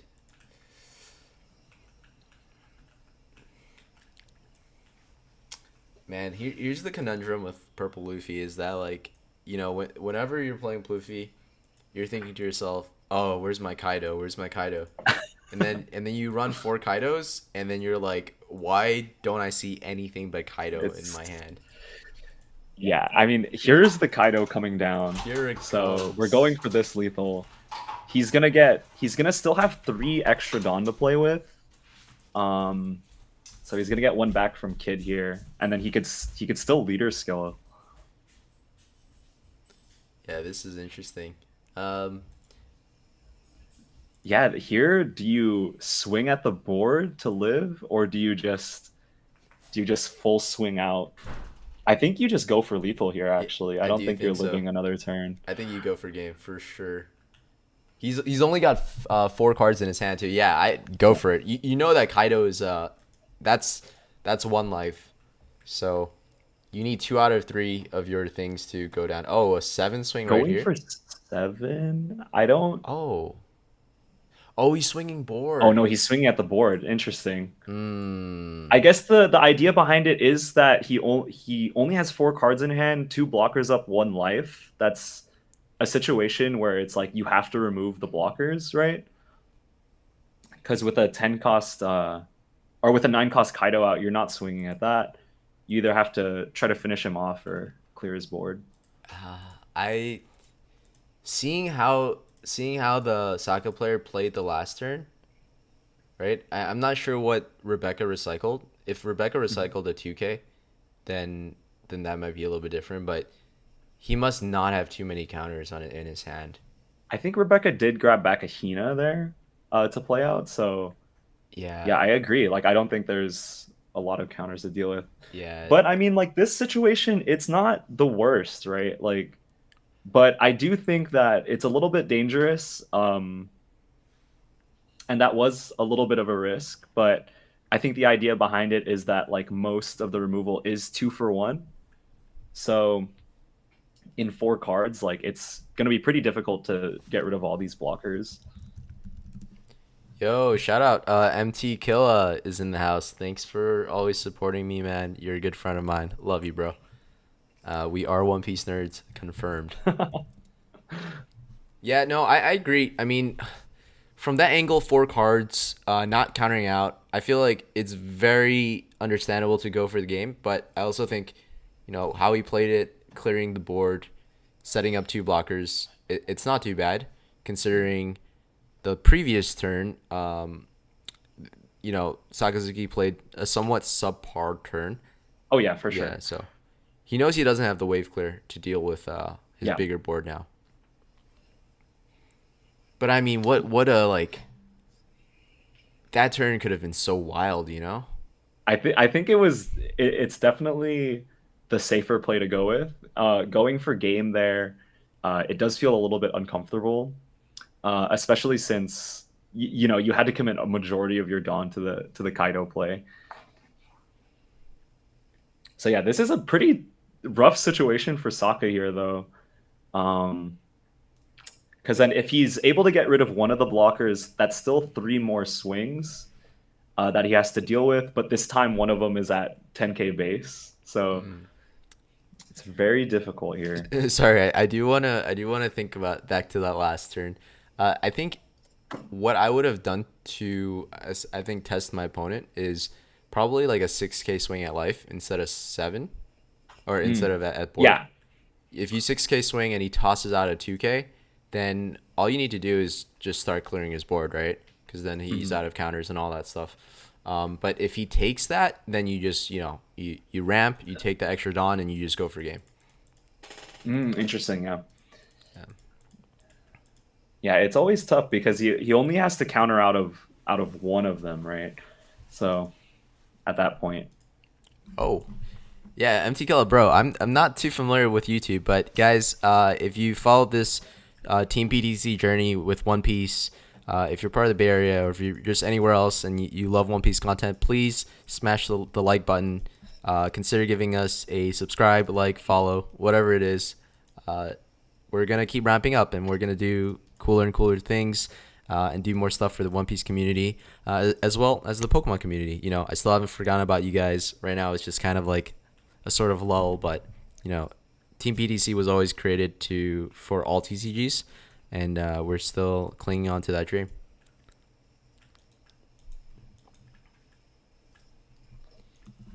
let's see what he ends up going with. Yeah, I feel like this is the whole matchup here for P Luffy, though. It's like you put them in the scenario where it's like you have to clear my board or you lose next turn, and then you just pray that they don't have anything.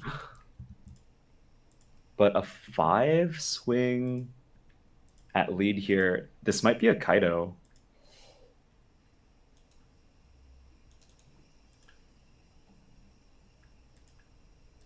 Yep, he's gonna swing 6.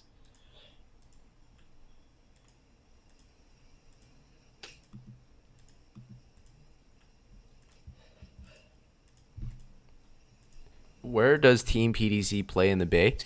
Okay.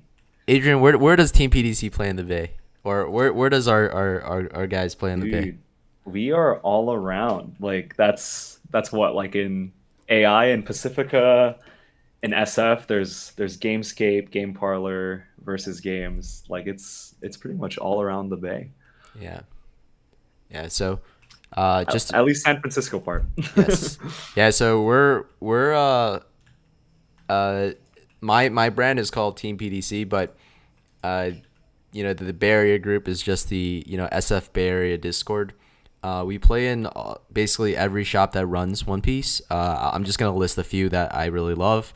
There's Winers in South SF. There's Gamescape and Game Parlor in San Francisco. There's Anime Imports all the way around the Daly City area.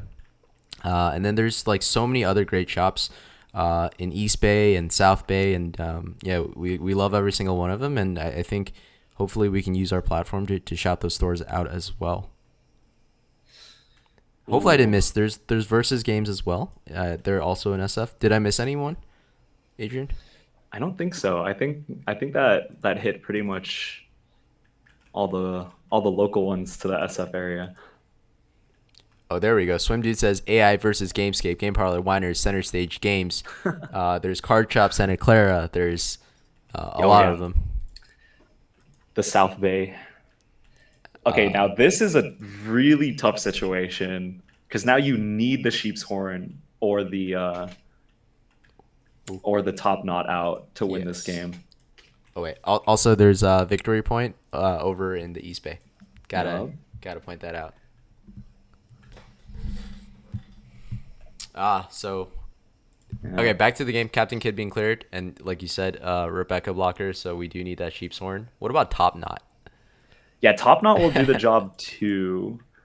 I think they're both two Dawn plays, right? So, but without the kid on board, you don't get the extra Dawn back. So it might be he might be a little Dawn short, but we'll see.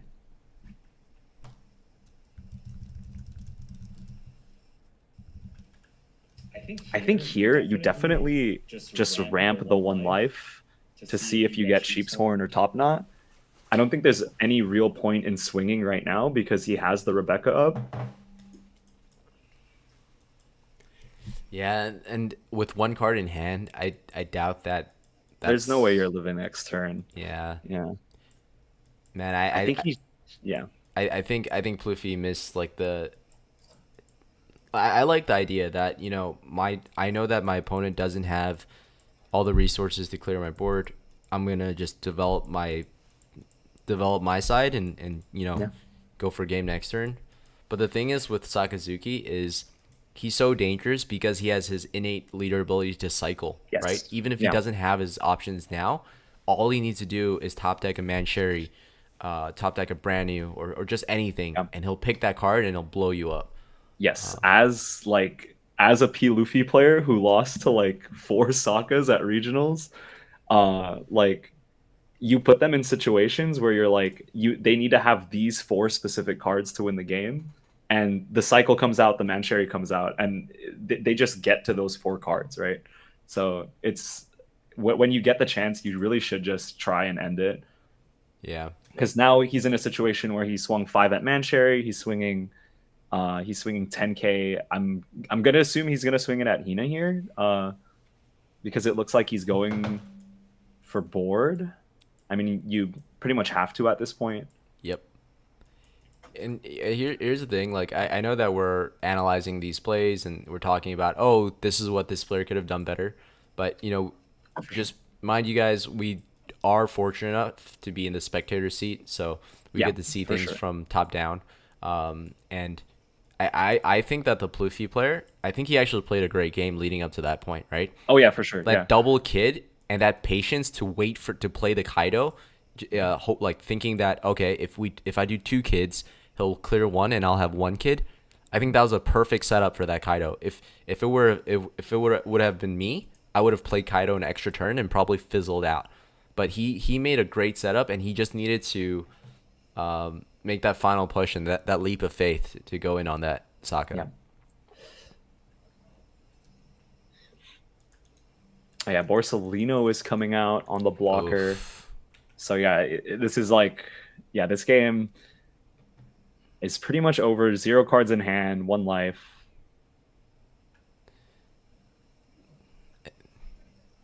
Double 7k out. There's a Sphinx coming down. Yeah, Yep.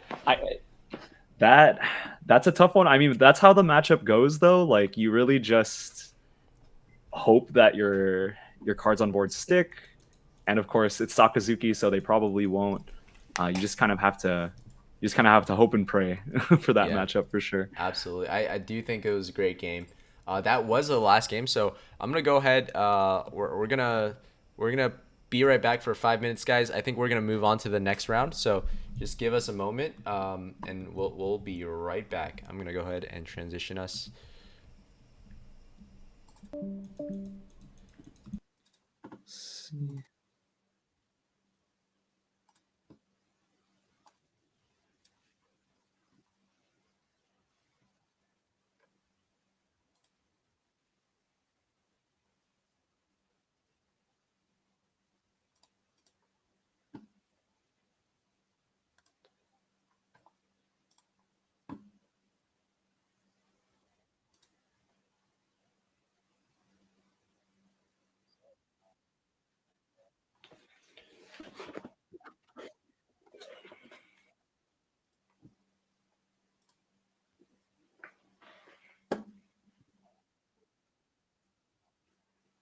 Yeah, I think Kyle said or drops in the tournament or no shows.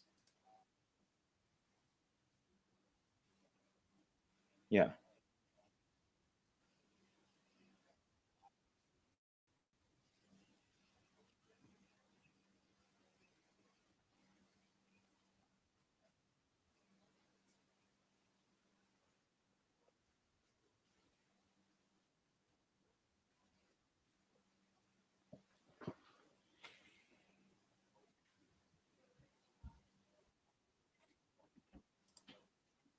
Oh, I'm not too sure.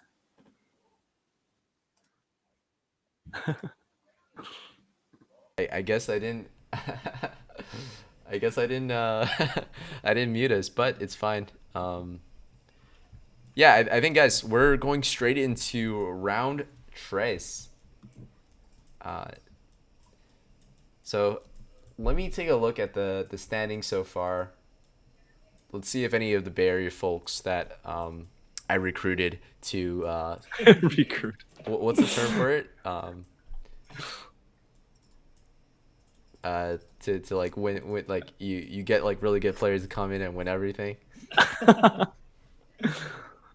I don't know the word off the top of my head. Yeah. But guys, you know, shout out to Forge and Fire, who is the host and sponsor of this tournament. Mark, the owner, and I are really, really good friends, and he expressed to me that although he doesn't have a large local scene to host these tournaments and have lots of players, he did want to contribute to the One Piece community. And so, you know, he approached me and said, hey, let's do more online tournaments. And you know, obviously I took that opportunity. So, you know, thank you guys so much. Thank you, Forge Fire. Thanks, Mark. And yeah, let's do more of these. These are really fun. Let's keep it going. And also shout out to Kyle, who is the judge for our tournament. He's doing an amazing job. I actually didn't even offer him any like rewards or any incentives. He was just like, "Let me go hang out." Obviously, you know, I gotta, right. He's doing such a great job. Without him, I'd be floundering like a fish. Yeah, But Kyle's a real one. yeah, Cal's dope, and you know everyone else who's helping out in this event, everyone who's participating, everyone who's watching, you guys are dope. We're gonna do doper things. Next week's tournament, we're gonna have some special prizing, so take a look out for that. And yeah, let me go ahead and get us started with what Adrian. I've been choosing all the tables. It's Adrian's turn to choose the table. Let's see. Uh it looks like table 1 is still setting up. Yeah, why don't we just hit up table 2? Let's do it. All right. Hey guys, we'll be streaming your match, so feel free to get started whenever. Yeah, good luck, good luck. Thank you. All right, so it looks like this is another Sokka mirror. Okay. Maybe this one will go wildly different. We never know. I don't know if the viewers want to keep seeing Sokka being played. I swear, like every match that we've seen is Sokka's something. Let me like dip into some of these tables and see what's popping. I'm not gonna lie. I'm definitely afraid that we're gonna see this Sokka versus Sokka, and then in the finals we'll see another Sokka mirror. It'll just be a stream full of Sokka mirrors. If you want, there is Sokka RP Luffy on table 6 as well. No, I think this will be a good game. I also, you know, promised them that we would cast a game. That's true. So That's true. it'd be like, hey guys, we're gonna stream We're streaming your game. Never mind, you guys are too boring. All right. But yeah, well, hopefully this one goes a little bit more or a little bit better for our players. Oh no, I mean that's like the cookie cutter first turn that you want, right? Or second turn. Yeah, that Hina let me tell you guys, Hina is basically the only reason why you play Hina is for going first as Sakazuki. You want that turn 2 Hina play. It's very, very strong. I wouldn't say it evens the playing field because, yeah, if Sakazuki plays a Kuzan or Borsellino here, he's still favored. Yeah, getting rid of the Great Eruption there, though, how do you feel about that? I feel like Great Eruption is such a good tool to have in the Sokka mirror.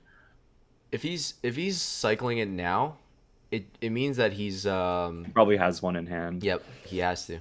You want to get a Ice Age or Great Eruption to pair with a Lucci for your Dawn 5 turn.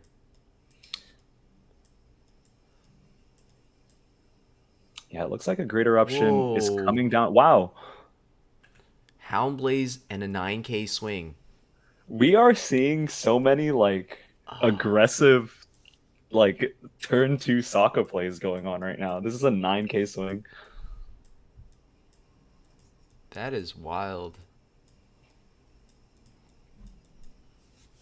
Yeah, I up until today I've never seen such aggressive Sakazuki players.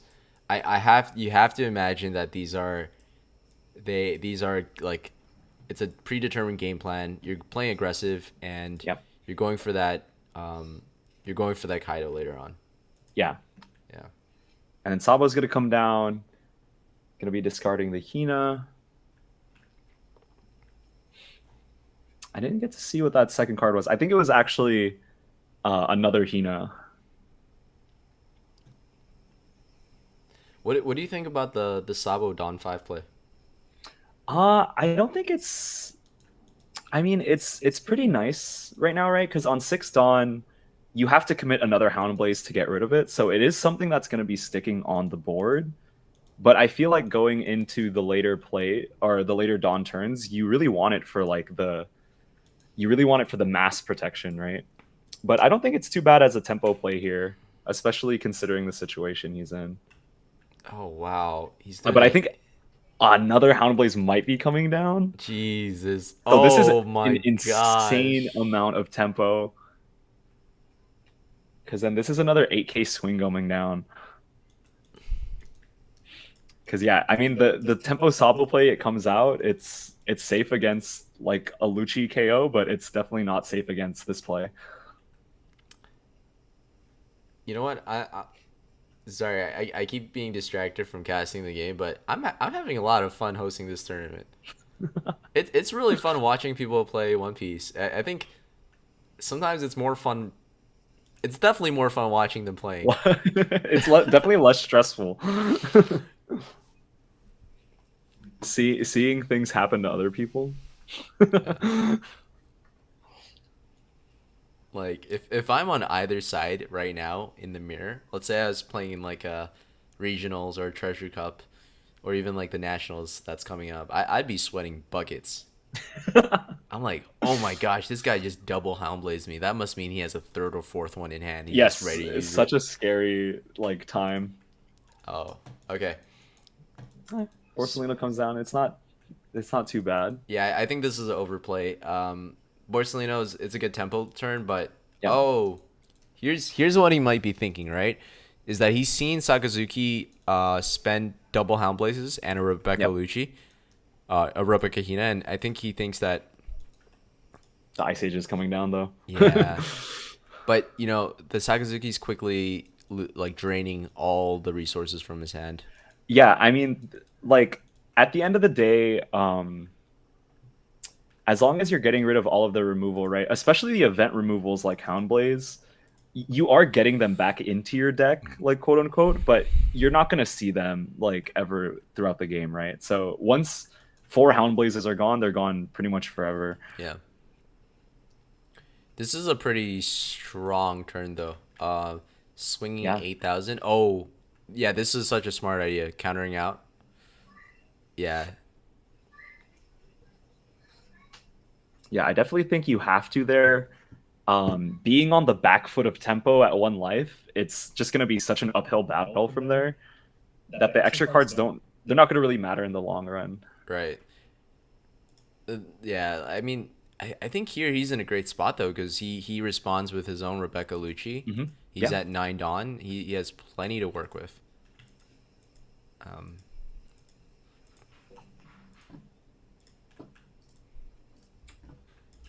let's see. He's counting out the Dawn.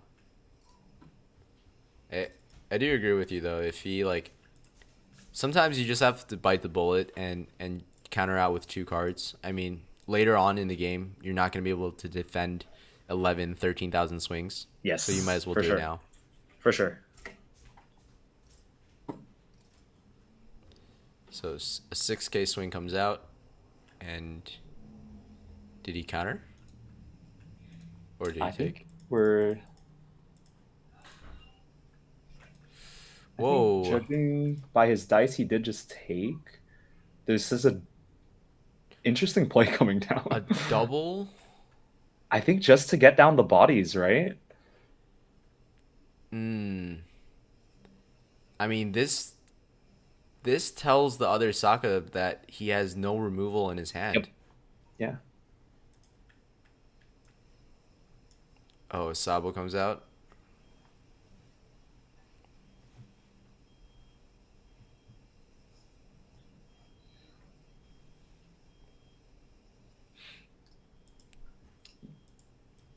Trashing the stage and brand new. Interesting. Very interesting. What do you think about the stage tech? I think, I mean, I haven't tested too much with stage, but I do like the idea of it.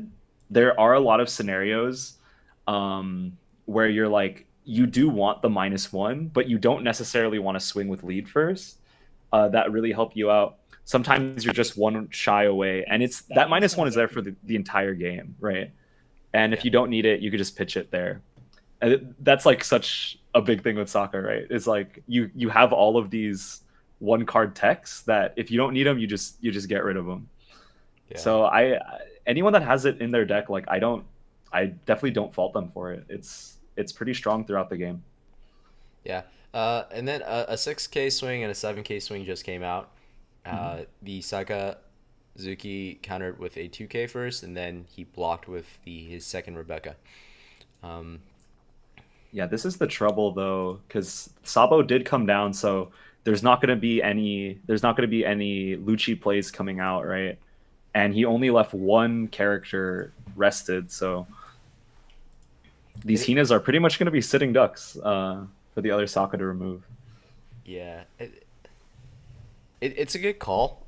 I mean, he knows that he doesn't have Hound Blaze in hand. Yeah. Just from how the previous turns were being played.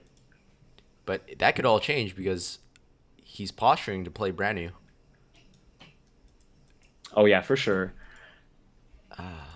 Oh, he's Like a cycle's coming through first. cycled the Hina.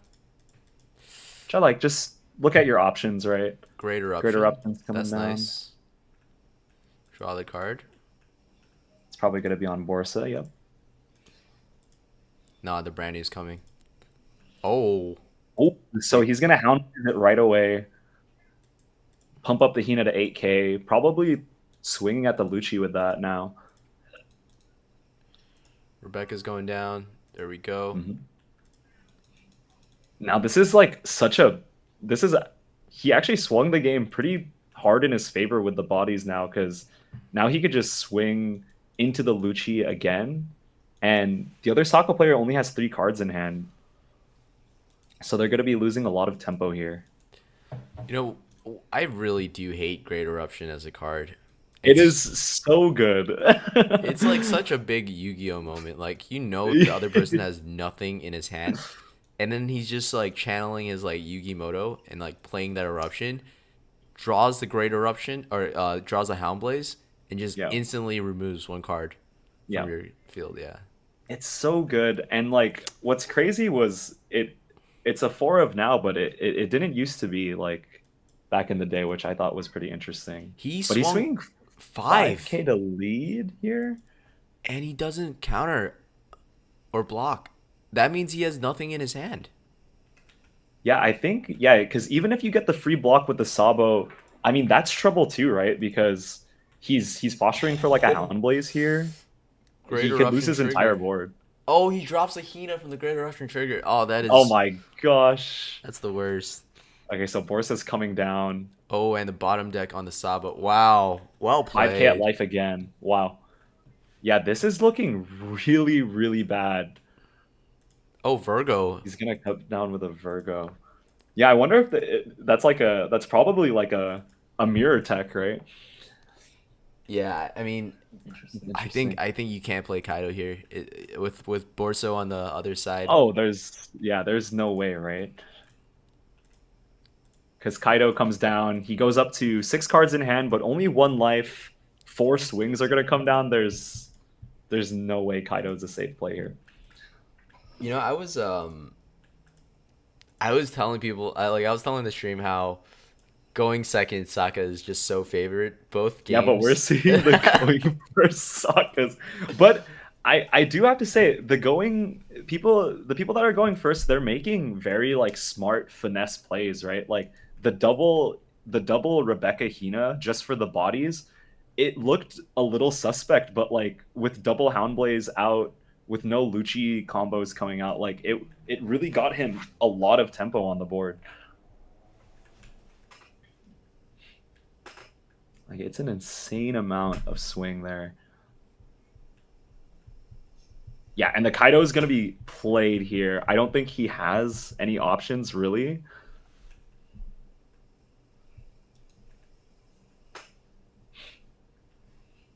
He's probably just going for counters, and we'll see if the other Sakazuki could just finish the game here.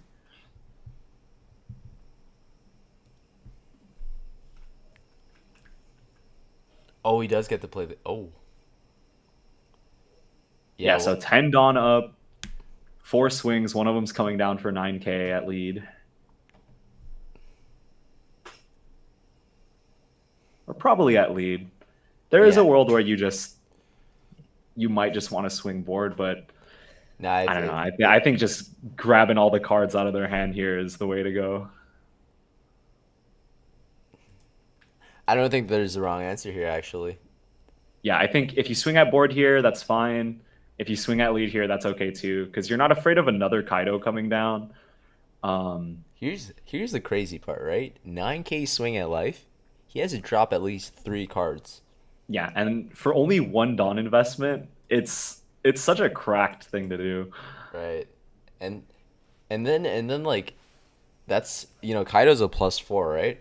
Yep. So or Yep, 2k, Oh, that 1k is comes down. tough. But now now there's like no hesitation, right? This is his Yeah. 7k. There's 3 cards left in hand. There's just Yeah. not enough.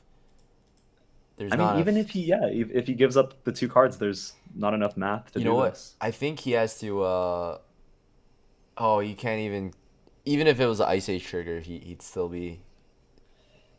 Yeah, right. Like if it's an Ice Age Houndblaze trigger on the Hina, it gets rid of 1 swing, but then it's just full stack on leader at that point. Oof. It's a 12k Yeah, no, swing. that's it. Yep. Oh, he had a lot He of did counters end in up. there. He did end up. It looks like either having those in hand or like just grabbing that off the Kaido. But yeah, that's looking. That was a pretty crazy game. Yeah, I quite like this game. Our Congrats. going first Sakazuki players are going nuts right now. Definitely a lot of skill. Let me take a Yeah, I just I can't like I just can't get over that. Like, I just can't get over that like double Rebecca Hina play just for bodies. Oh man. Yeah, I'm taking a look at some other tables, seeing if all right, so table 3 is a Sokka mirror. Table 4 is wrapping up. Let's Ooh, I think this is a good one. Table 5. Let's transition. Ooh, table 5 is a classic Enel Sakazuki. Yeah. This is like super interesting right now because it seems like they're right in the middle of the game. So, you know, you guys didn't have to watch any of the setup part. Sakazuki has a Kuzan on board, Sabo and Big Porcelino, along with a Hina, and now a Lucci.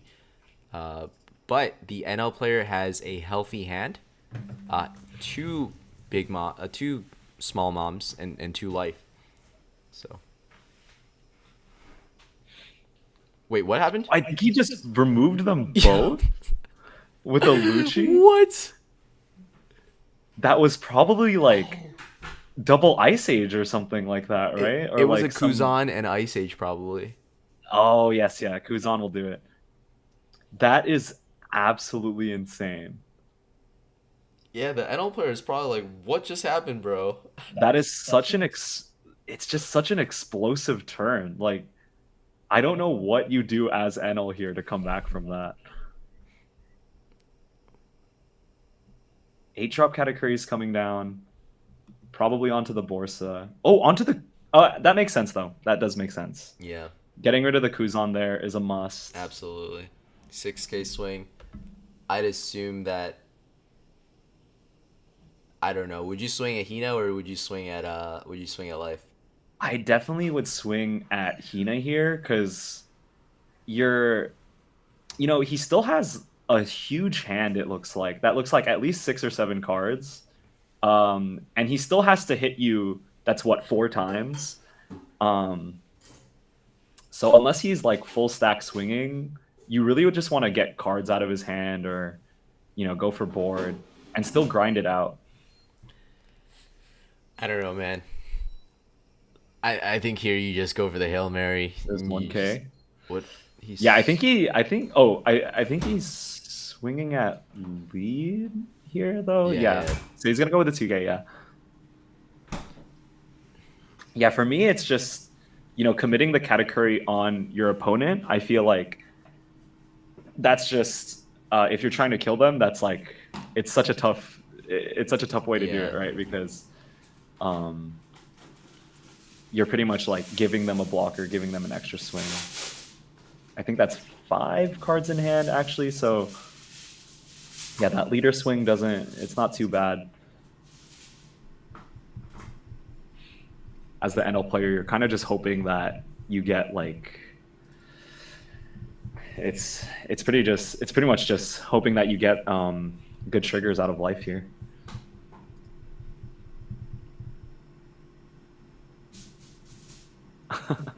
Three great eruptions in green. All right, swing an 8K with the Borsa.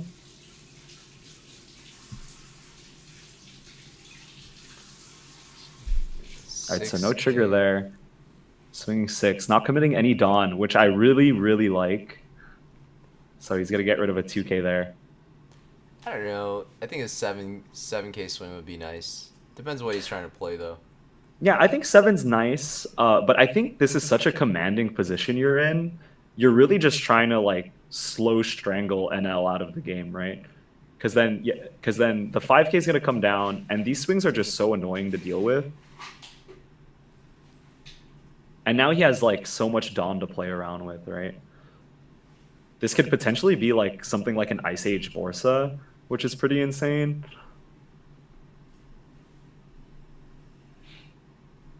Yeah, I don't. Yeah, Nice. so that's like Ice Age Borsa.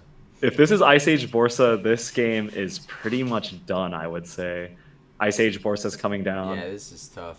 This is tough. Yeah, this is like I don't think there's really any coming back from this. And that's the trouble of using that's the trouble of having that empty board, right? That Katakuri had to like get rid of the Kuzan. You pretty much just healed him 1 for free, which is really tough. You know, I'm not gonna lie, seeing these endgame states, I'm really jealous of these Sakazuki players because whenever I play against Enel, they always bring out those Gedatsus, the Ohm Holies, and then they bring it out twice, and I'm struggling so much to clear their board before these big guys come out. Yep. Yeah. Yeah, it also depends a lot on the deck list, right? Because I think we've seen more Starve players. I mean, 2 Big Moms on the board, like I think 2 Big Moms is pretty standard, but people are shying away from it, playing more of the 7-cost Rush NL. But this is 5K to lead. I would just block this for sure.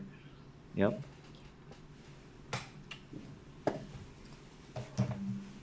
Oof. Oh, he's leaving a Dawn up? Yeah, potentially for L4.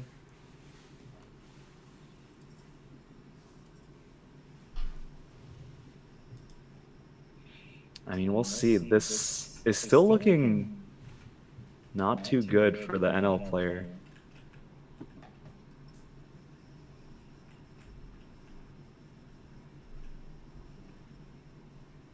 Eight swing at life first. I guess he's trying to bring out the L Thor. Yeah, I mean, if you get the L Thor there, that's great. Just swinging highs first. I think it just saves a lot of brain power. You don't necessarily have to think. It just forces your opponent to do something, and you have 10 Dawn still to work with throughout your entire turn. Here's Oh, this is trouble though. yeah. Here's my take on this. Is I think more could be done every turn to pressure yellow. Yeah, for sure.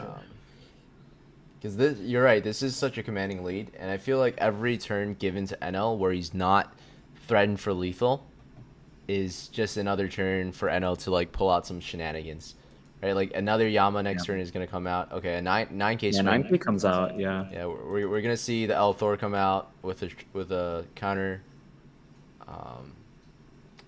Has Enel cycled this turn? Yeah. So he has already used leader skill. This is his last life that he can deal with. Nice. Yeah. So Elthor's coming out plus a 1K, ditching the Ohm. Yeah, and then 2, 3, 4. Okay, he has a lot of Dawn. He could just do a 7 swing and develop with like a 5th card. Yeah, for sure. Yeah, because that's still 7 Dawn, right? 8. Okay, so we see an 8K. Oh, that's I quite do. a lot. Yeah, I do like the 8K swing because with Elthor not in the picture anymore, Enel is also a deck that only runs usually 8 to 10 2Ks.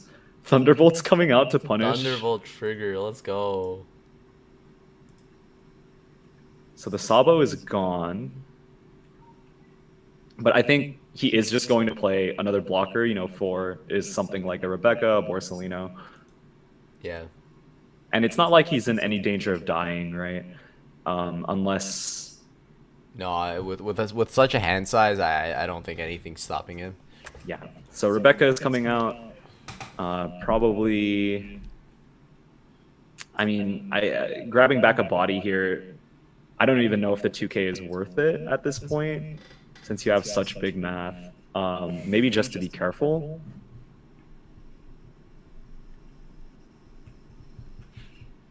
But yeah, his best math is something with Amaru plus like a rush Katakuri. So I'm if I'm the Sakazuki player, I'm not feeling too scared here. Grabbing back the Tashigi. Yeah, that's a good play because I mean, no matter what, you're probably fine to finish the game next turn.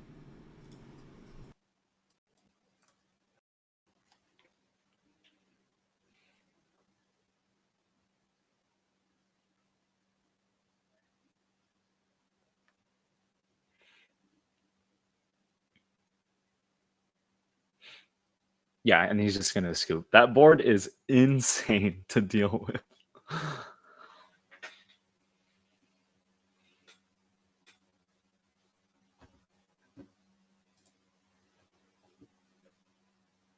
Yeah, that is rough, and that is a lot of counter in the Sokka's hand. Oh, I'm back. All right, sorry, my audio just died. What happened? Yeah, so The Sakazuki player ended up taking that. He was just in such a commanding position. There was no way. All right, let's go ahead and sorry about that. Okay, so I think we are we got 14 minutes into round 3, so I think we need to find another match. Whoa. Yeah, I mean table Table 3. three. Everyone's here. finishing Let's their move game on. so fast. That is. Yeah, everyone is. Oh, this is interesting. All right, let's see. All right, guys, we're back to the normal program. Saka versus Saka. This is like the third Saka v Saka. Yep. Feedback? Oh, you guys got feedback? Sorry about that. Yeah. I had to reboot my audio. So sorry about that. Hopefully it's better now.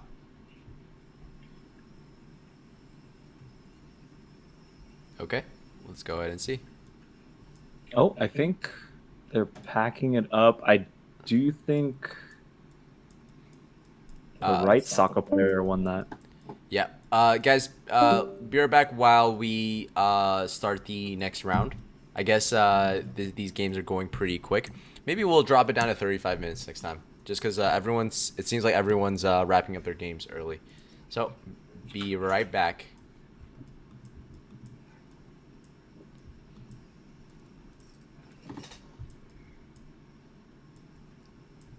All right, let's see.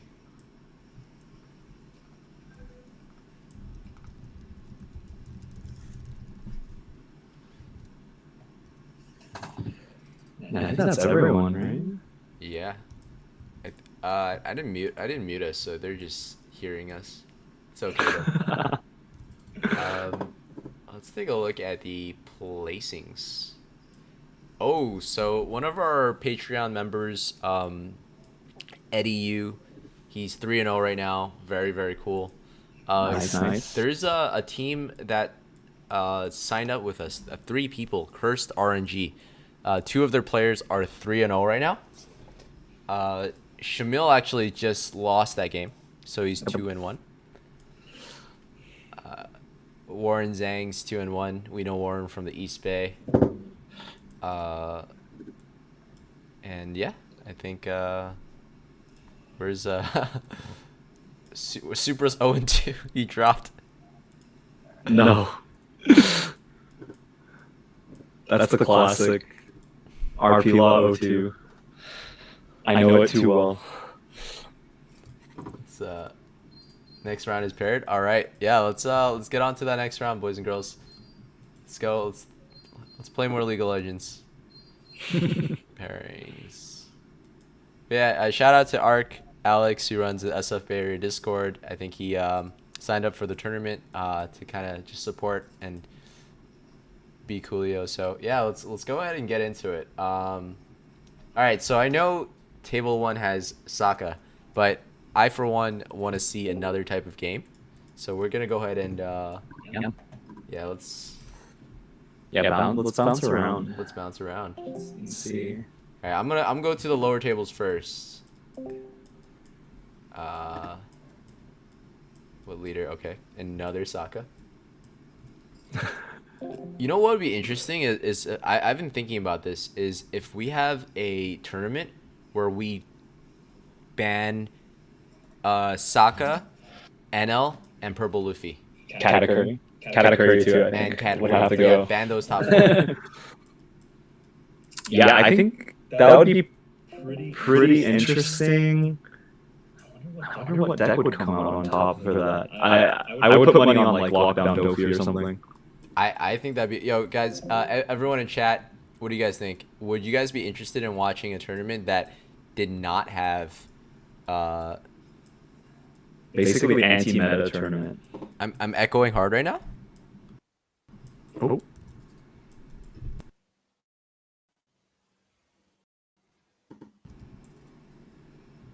Am I still echoing?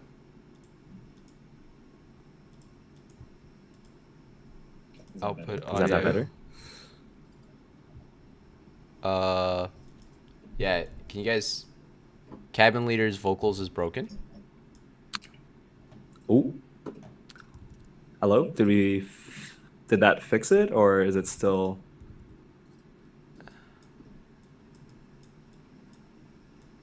The other Adrian is echoing.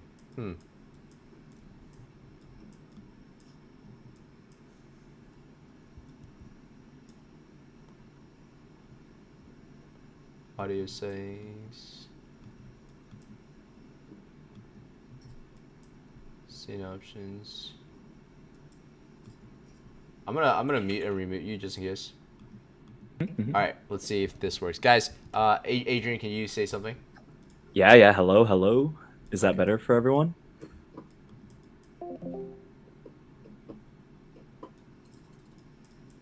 All right, guys. So, I am not gonna lie. It seems like Okay. Yeah, is that much better?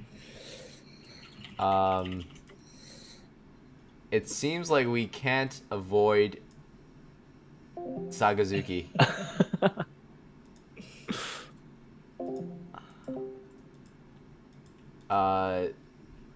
Yeah, it seems like we can't avoid Sakazuki right now.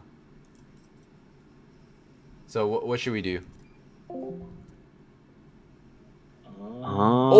Let's see. Oh, what do you see? Oh, what do you see? I mean, there's table 12 where they're doing RP Law versus Luffy. Oh, I mean, that's a pretty interesting matchup. Yeah, let's. But I mean, we are. This is like the second to last round, though. Maybe we should just cover the top tables. What do you think? Yeah, that's true too. Yeah. All right, let's cover the top tables. Yeah, I mean. All right, let's see. Let's do table it, one. guys. Okay, this is Sakazuki versus Enel. Probably something a matchup that you guys do want to take a look at and study. And these are two good players, so they are both 3-0 right now. And yeah, let's dive right into it. I'm gonna go ahead and let them know that we're streaming this. Hey guys, we're gonna be streaming this, so good luck, have fun, and don't make a fool of yourselves. I'm just kidding. We'll try. Thank you. Enjoy. It's just Yeah, great. this is a pretty classic matchup. Yeah, Gonna see a lot of this in Nats. 100%. You need to learn Enel. Someone's air fryer here. Yo, they knew it was an air fryer, babe. They know what's up. Yeah, I'm like really hungry right now, but I'm just excited to be watching these games with you guys. All right. Where are the tournament mukbang streams? Wait, can I just say how awesome this guy's setup is? Oh yeah, I noticed this too with the hand cam plus the top down. It's pretty nice. All right.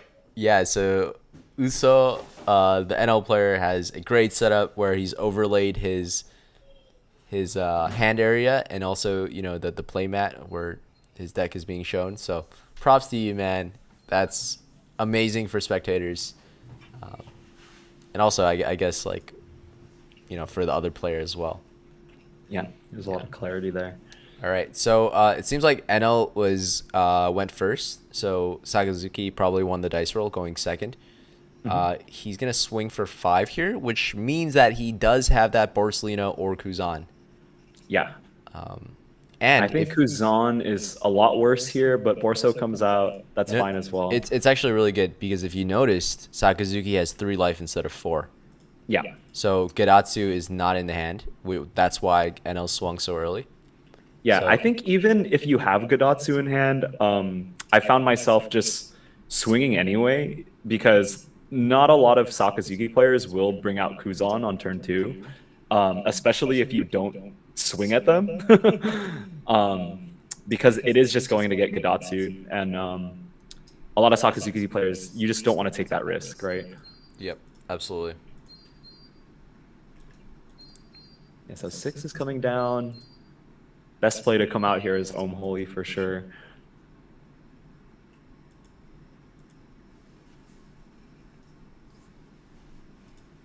Cycles the Hina. Yeah, not bad. Yeah.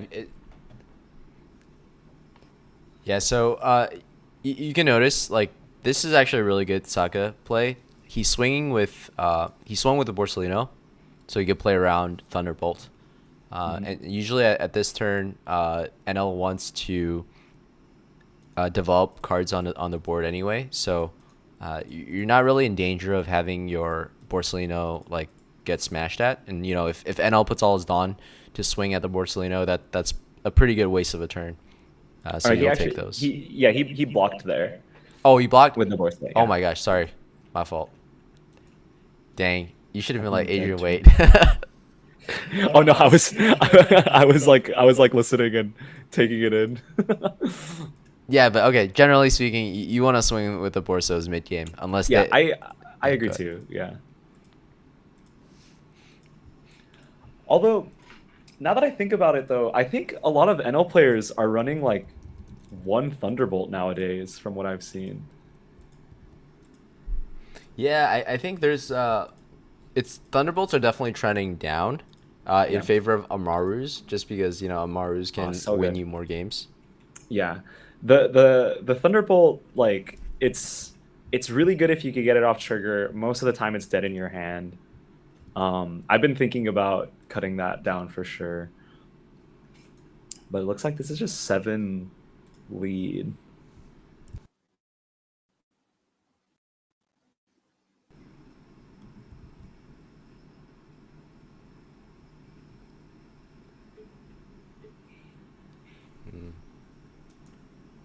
Oof.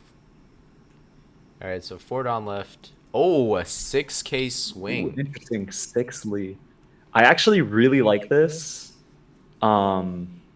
It forces them. Thunderbolt the trigger. Thunderbolt punish though is coming out, which I mean, not the best, but I did like the idea of that 6K swing. It drops Enel down to 1 life faster. That's where stuff actually starts mattering, right? And then they swing at they swing at a brand new, potentially giving brand new, you know, like a blocker tag. But yeah, with a Thunderbolt trigger, that is really tough to deal with. So I also think,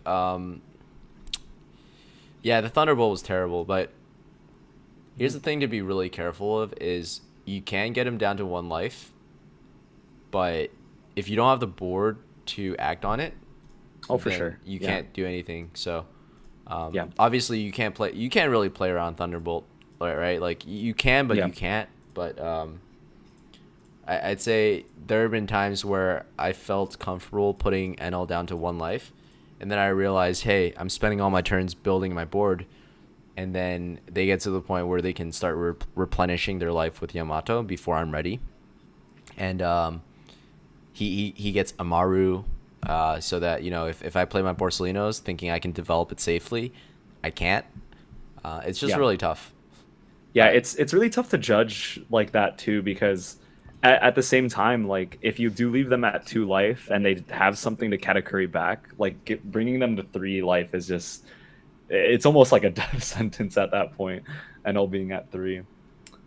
But it looks like he's gonna play the 7 drop and gain a life back. Yeah. I would have really liked an NL play from Rush NL play there too as well. I feel like that would be so annoying to deal with no board. Okay, 8 Dawn. We're gonna have to see. I mean, he did search out the Hound Blaze like in one of the earlier turns, or not Hound Blaze, sorry, the Ice Age in one of the earlier turns. So Ice Age Borsa is not the worst play here. I think Great Eruption, Hina, Houndblaze, and Yeah, swing into Ohm is probably what is needed to turn this game around. Yeah, for sure. Is Yeah, that also is a enough really Dawn? good option. I think so, right? Like That's 5. eruption, you know, Hound Blaze. Yeah, it should be. Yeah, I think that's right enough. Yeah, I like that as well because Ice Age Borsa could get Katakuri'd back into life, and then NL could play you for Starve. But we'll see what he ends up going. He's swinging at with. life. Yeah, that's So a 5. I'm assuming the Rebecca Lucci to pop the Ohm. Yeah, probably Yeah. something like that is coming down. Oh, this is so his thought process must be, since I'm playing the Lucci, no. Oh, Hina's coming Oh. out from hand. So we might see an Ice Age coming out, and then a Oh. Lucci coming down to pop both. Oh, I like this. I like this a lot. This is a great play. Yes. Yes. Hey. That is really interesting play. Really great Nice. play. So, a lot of early Saka players, they cycle out their Hinas, thinking, you know, you can recycle it from your grave, which is fair, but you know, Hina is a great card to play. It's a 3 cost minus 4 like 3 cost minus 4 costs. So, you know, the more you learn to play Saka, the more you actually start prioritizing keeping your Hinas in hand, and this is a perfect play to clear both big costs from Enel's board. I really, this was way better than a Rebecca Lucci. Yeah, so he's going to go back up to 2. Yeah, the Rebecca Lucci there is definitely not as impactful as having that extra Dawn for the Ice Age. But we're going to see a 5 swing here. I think at 2 life, you definitely need to counter out of this.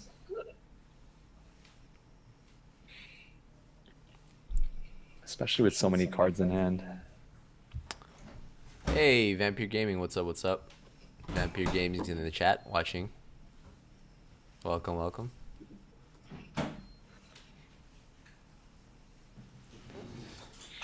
Yeah, what do you think? Do you think he has enough to pop that Yamato?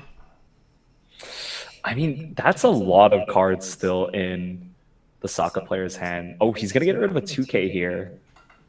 So I think next turn he should have 6 cards in hand, and there's like multiple different ways that you can take out this Yamato, right? If you're countering out of that swing, right? Do you think that it's because he doesn't think he can survive with 1 life, or do you think that it's because, you know, like usually when players counter out, it means that they're confident in their hand. Yeah, for sure. If they take the life, that means they're looking for stuff. Yeah, I think it's also just extremely dangerous to drop down to 1 life. You don't know what the Enel player's going to do. Like, for example, they could play something like a Rush Enel, put you in a really terrible spot. And because they have that life gain, if you don't have the board to retaliate, like, you're just going to lose. So, yeah, the 5K swing there, I don't think it's too bad. It could also mean that he's not too confident in taking out this Yamato, and he thinks bigger swings are coming. But we'll go ahead and see what he ends up doing. He has all of his Dawn now, 10. Oh, we just saw a counter coming out from Yellow's side, which That's means super interesting, yeah. he wants to keep his life up at 4. Oh, I think this is a Hina Borsa combo coming down. Ooh, lovely, lovely. Now, if he countered there, I think a Katakuri might be coming down on his side. That's why he wants to keep up at 2 life. That's super interesting.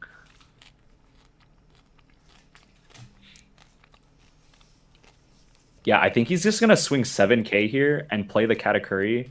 That makes so much sense why he countered out that last turn. He wants to be at 2 life while he does this Katakuri onto the Borsa. That makes sense. And then now I think you just play a Starve game. Oh! Or you can just play extremely aggressively. Oh, but he's going to swing 7K here. Katakuri is coming down onto the Borsalino. Yep.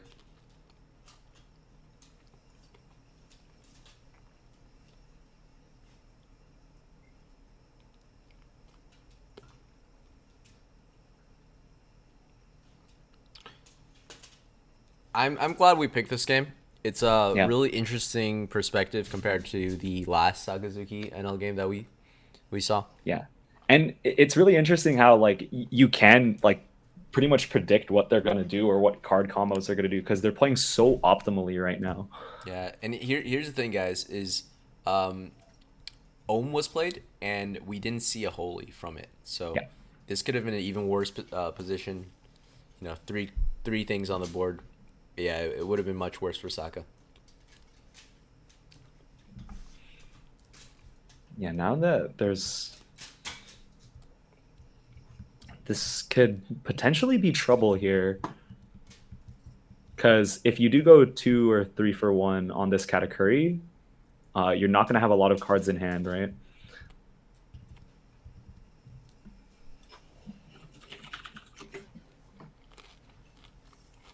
Hmm.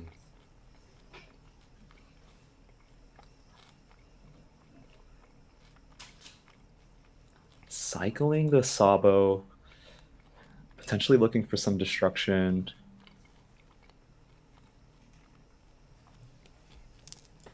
I mean, if you're the soccer player, you probably have to think about what's coming next, right? Like, at this point, Enel is comfortable enough where he's just gonna be like he's safe. It's a late game. He's gonna keep playing those big costs, Yep. right? At this point, I think it just really depends on how many resources both players have on their hands. Like, if Enel has 3 Yamatos waiting, I don't think Saka is gonna win this game. Yeah, and it's a lot of trouble, right? You have to find the right time to play things. Like, even if he's dropped down to 1, I like him swinging with the Hina here. It's probably going to leave the board through a Yamato anyway. Oh my god, he triggers out a cracker. This is the worst case scenario. I think. But to be fair, Sokka still has 9 Dawn up, so getting rid of the cracker probably isn't going to be a hard task, but it is annoying, right? Because it's still going to be like another 2 for 1 out of your hand. It's just such a shame, right? Like, imagine if he swung first and then he uses Great Eruption, and now it's just not a good look. Yeah. I think he is. I mean, I think the game plan is still to just get rid of the Katakuri, but yeah, that cracker puts such a huge wrench in it. Okay, so he's going to end up swinging 5. I'm assuming this is at leader. Gives up a Gadatsu to counter out.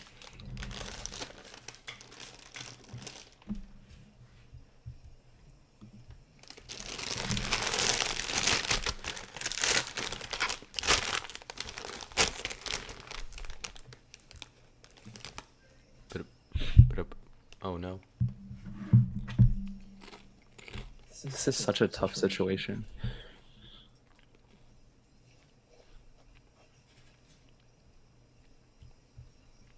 Muted the wrong mic. Whoops. I mean, with 9 Dawn, like, is there any way he gets rid of the entire board here? I think he has to prioritize getting rid of. Oh, he's swinging? Yeah, I think this is 7k. Oh my god. Another T-Bolt comes down onto the Lucci. Oh my god. And then he's going to cycle his life here. Yeah, that swing was a little awkward, right? Because he's going to get to cycle. It's basically just a draw 1, trash 1 with the trigger attached to it. So I don't know how much I agree with the swing there. I think he miscounted. I think he didn't. That was just a false swing. Yeah, and then we go Katakuri bottom deck. Ooh, 4 cards in hand. Pretty much 5 cards in hand because you know that one of them isn't a counter with the Borsa, right? Yeah. I think if you're the NL player, you might just go for game. Yeah, I would definitely. I mean, he seems to be in such a good position here. I think even a 7k swing at leader here is devastating for the Sakazuki because it's just going to eat 2 cards out of his hand regardless.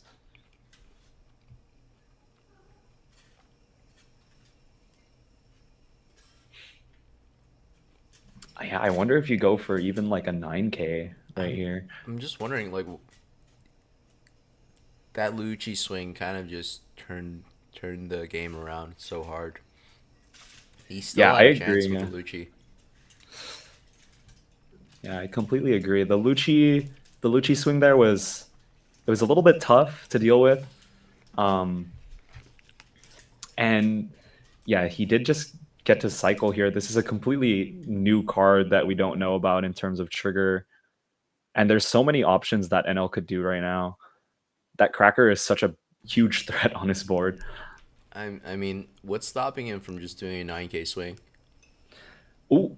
No, he doesn't need to do all that, but if he does, it doesn't Yeah, matter. I think 9K swing is like really, really devastating. I think potentially 7K swing too, plus like a Yamato was equally as devastating, but I think we're going for game Yeah, here. we're going for 11K swing. He definitely has at least 2 Amarus in his hand. Yeah. Yeah, for sure. Absolutely. But yeah, I think even like if you swung like, I wonder if he had any more life gain in his hand. Because I think you only go for this play if you don't, right? 6 cards in hand. I mean, this could be a world where... All right, he's going to take both.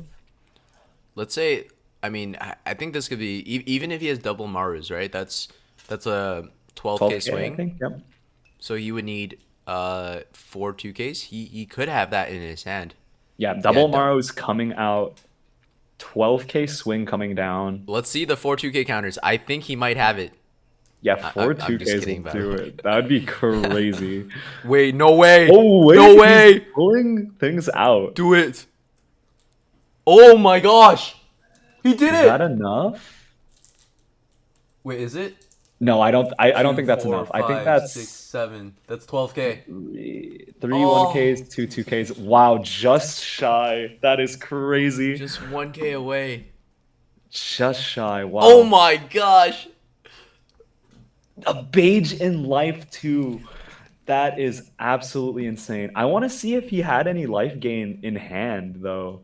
Because that he definitely, I don't know. I feel like you might not need to go for game there, but that was such an interesting game.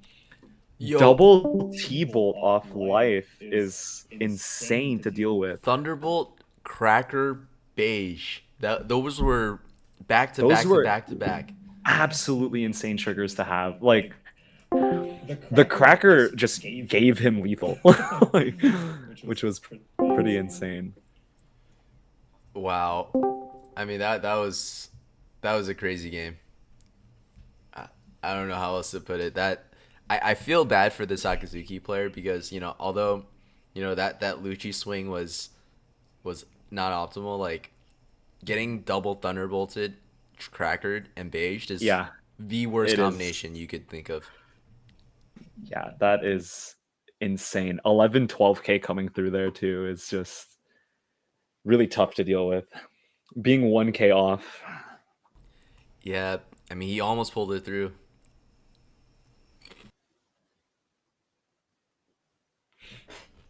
All right. So over on this side, we're in the middle of the game. I think both sides have a board full of cards. We do see on the right-hand side, a Kaido has been played. And plus a Mancherry, so wow, it doesn't, that seems pretty commanding. That is a lot of recursion, a lot of resources down. Even double Rebecca here too.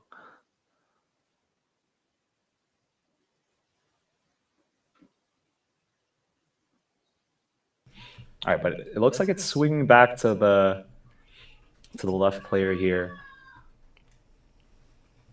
But yeah, this is like such a good position for the Sakazuki player on the right, right? Yeah, I mean, I don't see a world where Sokka can come back from this. I mean, you'd have to clear that Mancherry. So, Yeah. but also you can't ignore Kaido. I mean, if Oh, for sure. you yeah. have to, but you can't, you know? A 12K coming down every single turn, but it costs like so much to deal with, right? It's at least going to be like a 3-for-1 in terms of cards.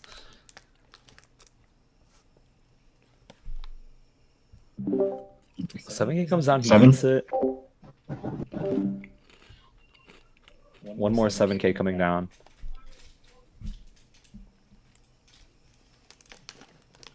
Interesting play here. 7 Dawn left standing.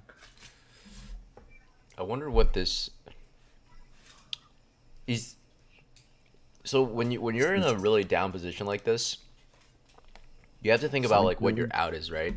And probably his out was getting this guy down to 1 life and then getting his Yes. blockers to go away. Yeah, for sure, And for sure. somehow surviving the next turn and then Hound Blazing. Ooh, I think this is a Lucci coming down. That is a Lucci. It has to Yeah. be. Nice. That was actually an insane tempo swing from him. So he got rid of both blockers, dropped him to 1k, and cleared the Mancherry plus the other Lucci. And all of a sudden, this game looks pretty dang good for the left hand side. 2 life, 1 blocker, 1 attacker up. That is, I mean, that's like, we talk about like Sokka mirrors, like they're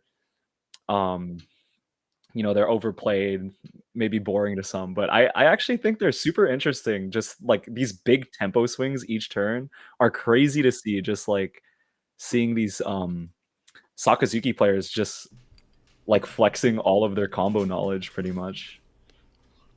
So I mean, I think some of the things. I think in this last turn, right? This Kaido player, he didn't have too many cards in hand. Yeah.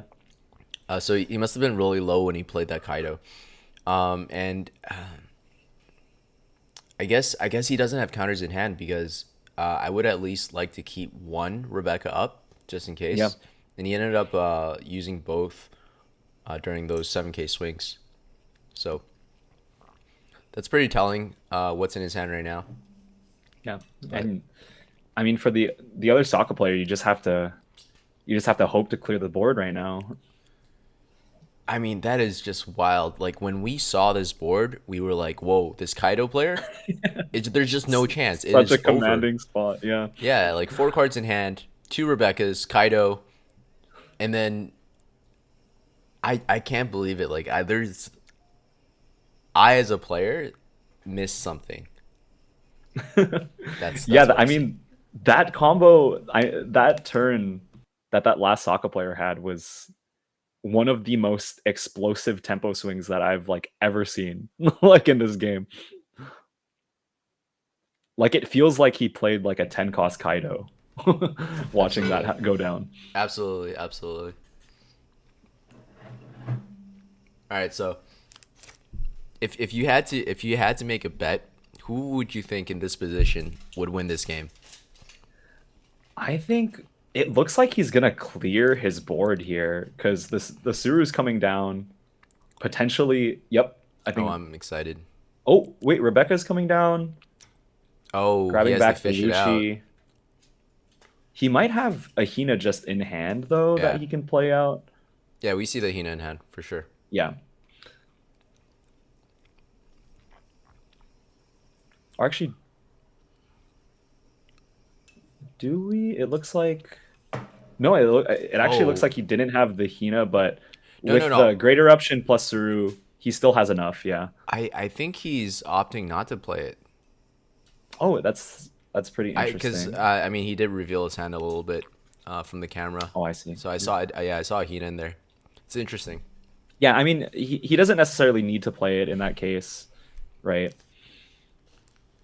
But yeah, we'll see here. I mean, he only has like, that looks like 3 or 4 cards in hand. He's gonna cycle out a Borsa. So we could still see some like Houndblade shenanigans. That's only 1 blocker standing, right? It's an interesting decision to keep the Hina. He must be expecting like a, I don't know, like he has a clear combo, and he probably doesn't have any other resources to minus cost, and he doesn't think that the Hina on board is worth anything. Yeah. I could be wrong. I could have not seen the Hina in hand. I mean, that would make way more sense, right? Yeah, because I find it kind of interesting because, you're going to try to... The extra body does matter. And it's not like it's going to help you counter out, right? So maybe he's trying to bluff that he has more cards in hand than he does. But, I mean, he left nothing to swing at but his face here, though, right? So So we'll end up seeing if he does have some Houndblaze shenanigans, then this might just be the game, but it doesn't look like he does. He's just gonna swing 7k at lead. This is just a wild series of turns. Like when I asked you that question earlier, I wanted you to say, I'm betting that the left-hand side Sokka's gonna win because this looks like a dominating position. But now it looks it's like back. it's It's the other swinging way back. Yeah, like I mean, with Sokka mirrors, that's why I think they're like some of the most exciting mirrors to watch. Because like usually with mirror matches, you kind of just see both sides wanting to play the same things, which is true for the Sokka mirror as well. But there's a lot of finesse that you could do in between. And you could just get explosive back and forths like this. That's why it's so expressive. Yeah, so here in the chat, Dark Show, yeah, soccer representation. It's like every other game or every game. The tournament is still going on. This is the second to last round. Round 5 is coming right up. But yeah, this is wild, man. I do think this is the end of the road for this left-hand side Sokka, though. I could be wrong, but at this point, I think he's running out of cards. Yeah, I mean, if you look at it, he still is at 2 life, and the Sokka on the right only has 3 swings on the board potentially here. So if he ends up playing like a blocker or two, he could still end up living next turn, but we'll see, because he's dropping him down to 0 life here, so he pretty much has to end him next turn, right? Yeah. Suru's coming out? Oh my gosh. Right when I Suru's said it's the coming end of the down. road, I don't think it's the end of the road. Lucci's coming down again, No. so he actually doesn't have as many swings as we thought he would have. It is just Lucci. I don't understand how I could be wrong so many times. It is crazy. It's just Lucci back and Oh! forth. Mansherry's coming and out a too. Mansherry. Guys, you might think Mansherry is useless right here, but let me just tell you what. You could still swing 5 with Mansherry and win the game. All right? That is still very possible. I mean, with the least amount of cards, like it's 3. He has to go for game next turn, but I mean, it's looking super, super unlikely.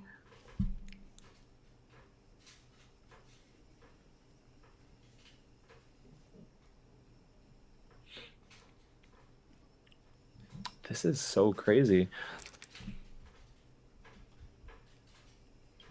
Mansherry the strongest? Absolutely. Abso-freaking-lutely. This is possibly the most entertaining Sokka game I've ever seen. Wait, he's grabbing back He's grabbing the Lucci. a Lucci with Mansherry, so he's like He's got planning 2 for cards in next hand. turn. Yo, swing this man. Swing this man for You- 7.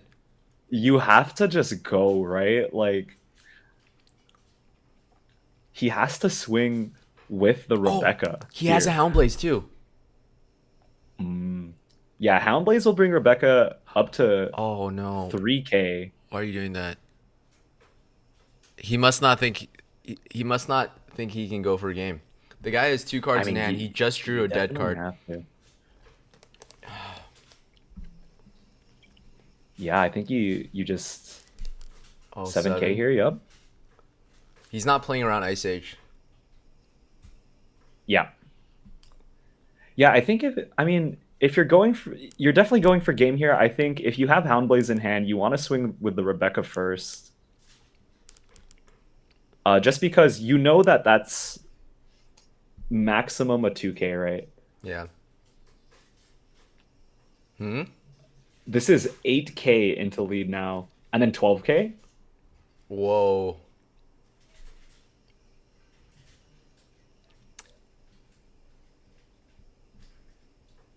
Wow. Yeah, I think that's it. Yep.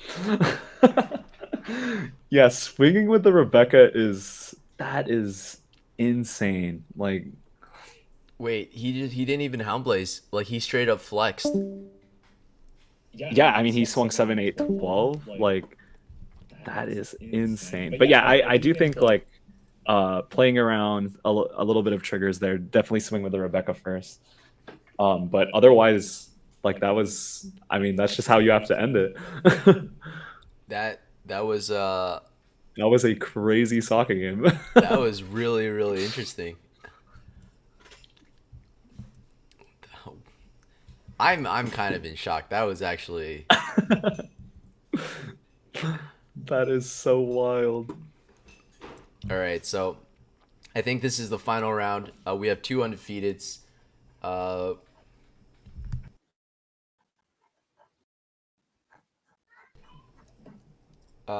is everyone doing 5th round or just top 2? No, we're gonna do let's see.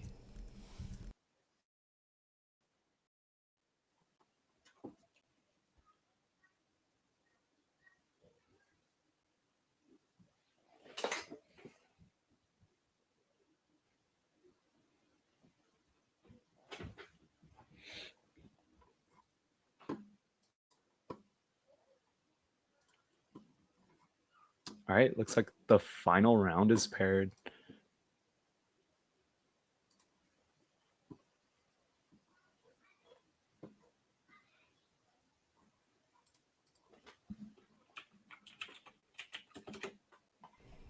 Uh,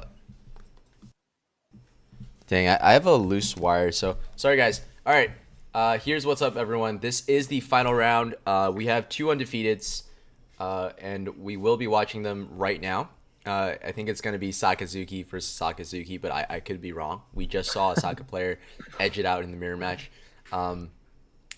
So, I think a couple of takeaways from this tournament is Sakazuki is really strong. Draw your Luchis. Draw your Luchis. Kaidos are a hit or miss. I think the Enels, if they can develop a board early on, it gives them a much better chance to win. So good, yeah. But yeah, I mean, this was super interesting. I do think after seeing so many people compete, I do think it's worth considering playing a tournament where we ban the top 4 leaders. I think that would really diversify things. Chat, Yeah, that would be pretty interesting to see. yeah, chat. If you like the idea of banning the top 4 leaders, let us know.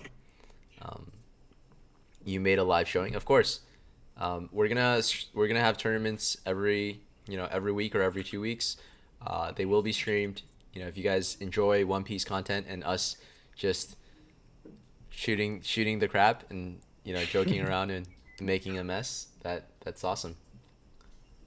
But over here, I think table 1. Let me go ahead and check really quick.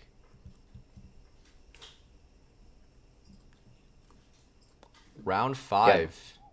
Yeah. Wait, do we have placings? Right? Huh. For some reason we didn't how come they weren't paired together?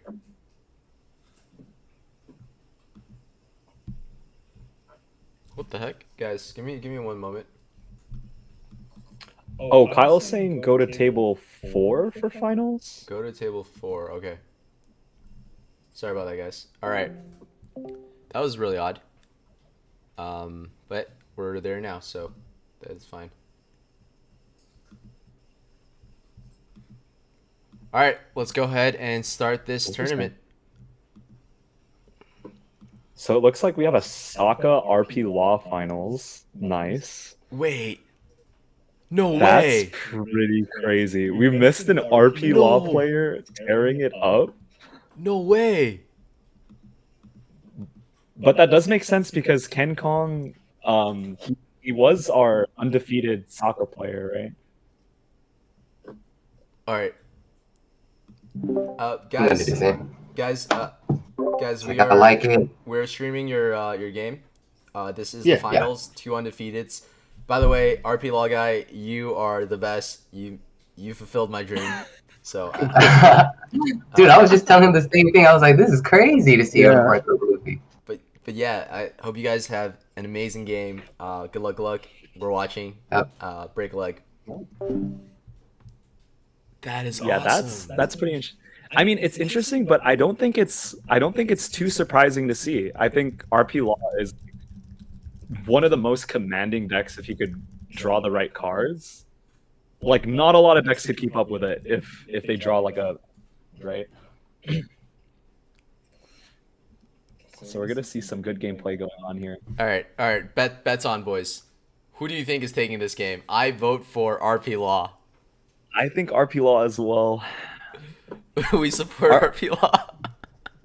RP Law, the Sokka matchup is not bad at all into this.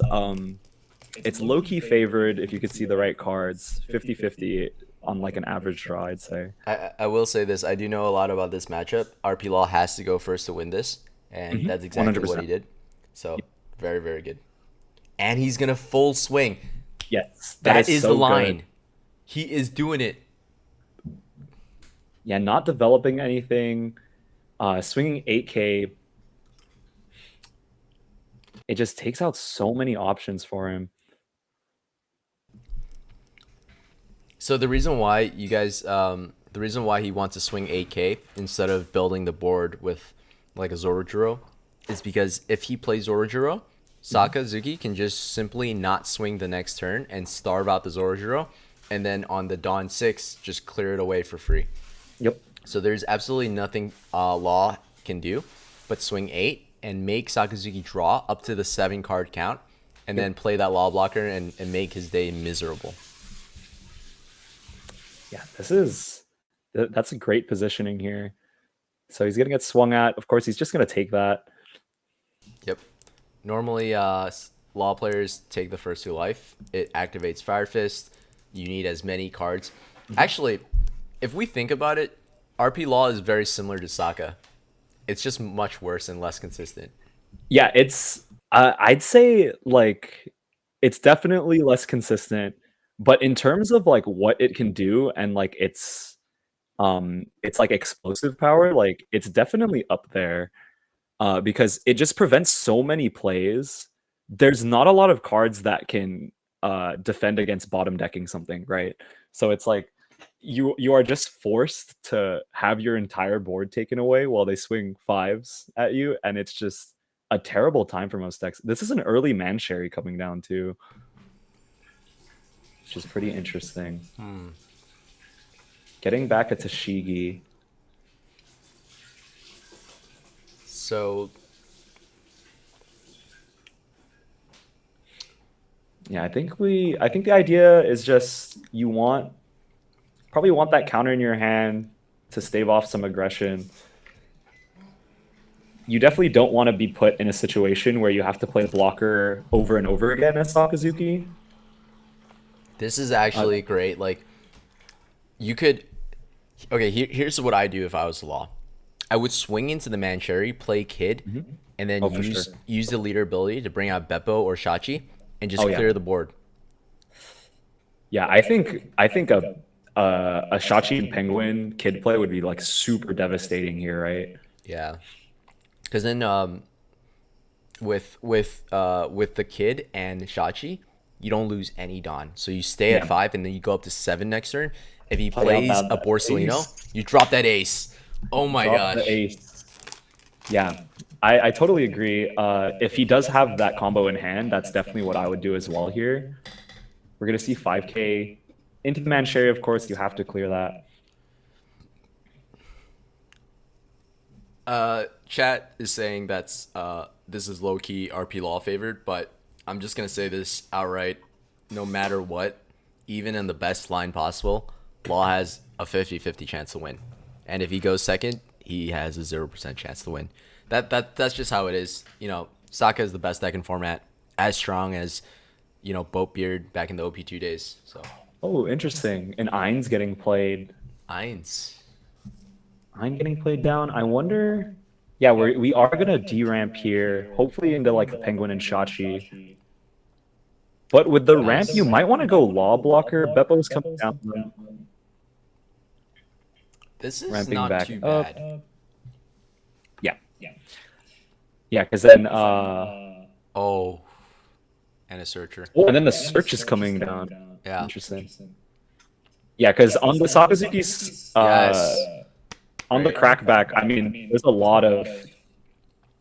He has to commit so many resources to clear this board, right? Yeah. And I mean, that's one of the reasons why RP Law does have a pretty good matchup in Osaka is that 4 for everything on board is absolutely crazy to deal with sometimes. Yeah, I do quite like this play. I mean, obviously, he didn't have kid in hand, but next turn he goes up to 6. He can play the kid. He can play Gordon. He can bottom deck a Lucci or a Borsellino. Pretty much anything he plays. He's in the command. I mean, I don't think that like Law is winning this game by any means. I think it's still too early, but he's doing everything the right way. So I'm very excited to see. Oh, and he takes this. I love this guy. This guy understands how to play Law, 100%. Definitely take here. Definitely take here.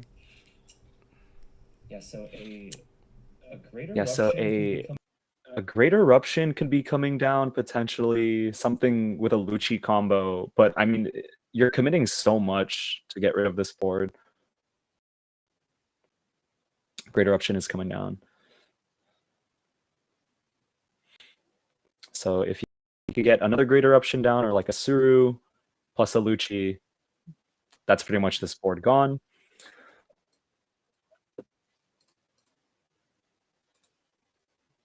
Oh, he's gonna commit an Ice Age. Yeah, Great Eruption, Ice Age, Lucci. I think that's the right play. I'll be honest here. Yeah, for sure. the soccer players that are scared of RP Law, Ice Age is actually really, really strong against Law. Whenever soccer players cycle that card, I'm smiling on the inside. So yeah, definitely a great play. I think that's exactly what I do in the Saga shoes. And he cycles the Kaido. Yeah, and then he's just gonna cycle the 10 costs. It's good. Yeah. I mean, but if we see Kid Gordon It's still coming good. down, that's still again like a really good situation. Yep. This is yeah. We've played this line like. So just like a spoiler, guys, both of us are RP Law players, so we've seen this matchup many times. Yeah, Kid's getting played here, Gordon's getting played, bottom deck Lucci, 6K swing. Yeah, I mean, the dawn is right there. and at this point, no one's really winning. It really just depends how bricked up the Sakazuki player is. Whoa. Oh, interesting. So he's gonna swing 6 though, so it doesn't look like he has the Gordon in hand. Oof, that's not good. He's gonna. Oh, Oh unless no! there's something different coming down. Oh no! No, I don't like Tama this coming play. down is No. pretty rough. Oh, this is not good. I mean, I don't even rest 3 for maybe like a Rush Zoro here, coming down with 5. Yeah. Yeah, this is a huge minus tempo swing. I mean, Sakazuki's not anywhere close to death or lethal, so Yeah, it's this gonna counter is out. tough. I mean, as RP Law, I usually do like to keep those in hand for the end game. Beppo, he's back to 4 Dawn. Beppo's coming down. Yeah, honestly, if it takes that many resources to get rid of the Lucci, you might as well keep Lucci standing. Yeah, it's probably. Yeah, because that was 4 cards out of his hand now. I mean, and yeah, that previously commanding position, it's tough. yeah, it's this is nothing against the Law player. He's playing great. It's just that I think everything needs to go right for this Saka matchup for the Law to win. You need to have that Gordon. You need to have that kid. Yeah. And that's why it's so tough to win against Sakazuki consistently.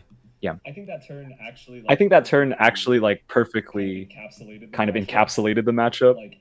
Like if he had the Gordon in hand, he would be in such a good spot. Yeah. But there's no way to search it. There's no way to grab it. All right, let me give me a sec, guys. I'm gonna. Some of you guys said that it was frozen, so let me go ahead and just switch it back. Video should be a lot better now, boys and girls.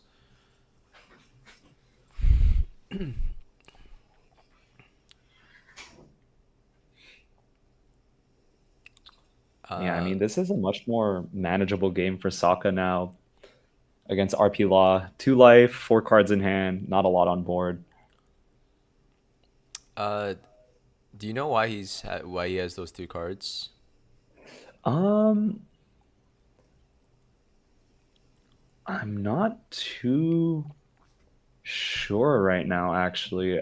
Those might just be cards in trash that they're looking at. I think so. I mean, is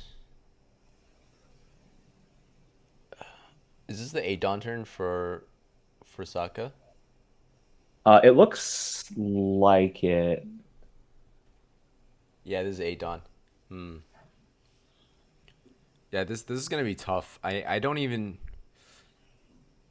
like you expect a Rebecca Lucci to come out. Like this is when Sokka's just start hammering away at Law.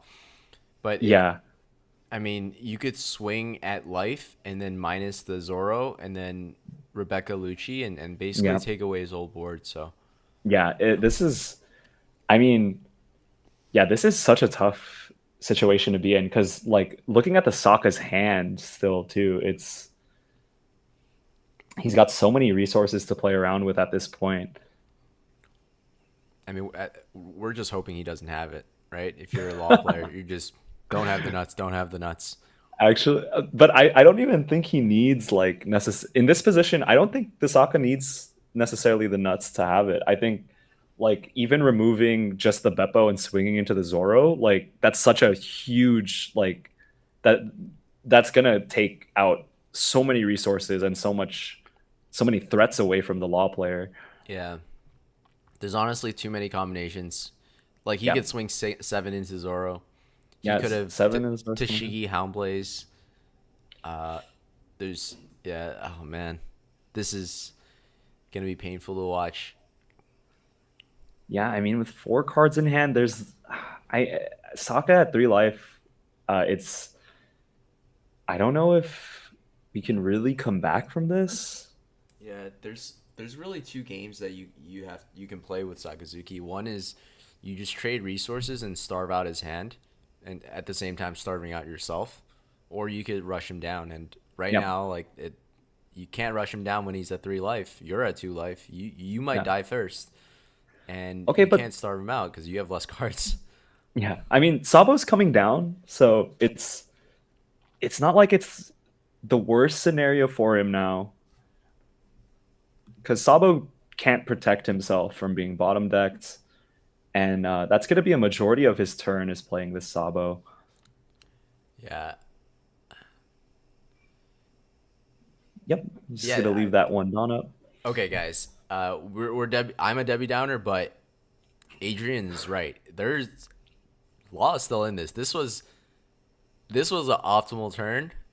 Like just having Zoro removed off the board and having Beppo still up there, that's like the biggest win ever. So Yeah, this is. I mean, it's not necessarily. We're not really out the woodwork yet, right? yeah, So, because Sokka only has 4, I think, cards in hand at this point. Um, I mean, he did get rid of like a majority of the cards with the Ice Age, Great Eruption, Lucci combo. that is true. I think that eats a net like 2 cards out. So it's not too bad. That's the thing with Sakazuki though, is that like people like we're TCG players. We count the hand size a lot, but for Sakazuki, it doesn't matter if you're at 3 cards or at 5 cards. It's really the core cards in your hand that really matter. Like a Rebecca is worth 2 to 3 cards. Oh, for So sure. Yeah. as soon as he draws Rebecca, he's bringing that Lucci back out. He's bringing Hina out, like, and then like the floodgates open. So we'll see what happens, but it just takes that one card for Sokka to draw to just turn things around. Yeah, 6 is coming down. Another 6, I can imagine. Oh no, It's seems really like interesting that he still hasn't brought out the kid. yeah. I was just thinking that too because it doesn't look like he has a lot of destruction or anything to mess with your board in hand from last turn. Oh, if this is another Another Zoro Zoro. 6K. All right, so I guess we're Interesting. wrong. I guess he's trying to rush down the opponent. Yeah, I mean, I think that's a good option, right? Because it didn't seem like he had the resources to deal with his board last turn. So the chances that he has to do it this turn are pretty low. But I don't know. Like again, me personally, I like saving those Zoros for going for lethal. But his hand is like just bricked up full of them, so we never really know. Man, this game is also making me think, what if there's a version of Zoro or of Law that can be played similar to Zoro, where you have Robins and Otamas, and then you play the Machina, play it like a Machina to buff it up and swing. I feel like it works for Zoro because he ends up having so many cards in hand. Yeah. Since like a lot of the things he's swinging with are searchers, but I don't know if that would work for Law because every card out of your hand is an actual card out of your hand, right? Yeah. Like Yeah, agree. because one of the I think the biggest weakness of RP Law is the fact that there's just no like recursion. There's not a lot of ways to get cards back in your hand once you've used them. So every play that you make is like almost a hard commit play. Yeah. Plus, there's no good search for Law Yeah. at the moment, and it changes in OP06 when the film version of Gordon comes out, and also another 4 copies of a Gordon is available to Law. So now his 3K debuff is more consistent. Plus he gets the film searcher that's active, and then Reiju is a really Yeah. good draw engine that's replaces Queen. So Yeah, RP Law gets a lot of good cards, especially that new Revo blocker. That card is absolutely insane, being able to match like whatever it's swinging at or whatever it's blocking. Well, we'll see what the Sokka player responds with. This is a 7K. I'm assuming it's probably at Beppo.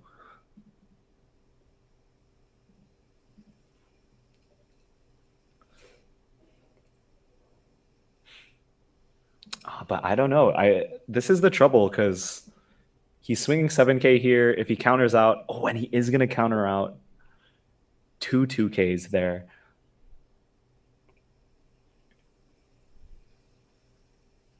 This is looking a little dicey for sure.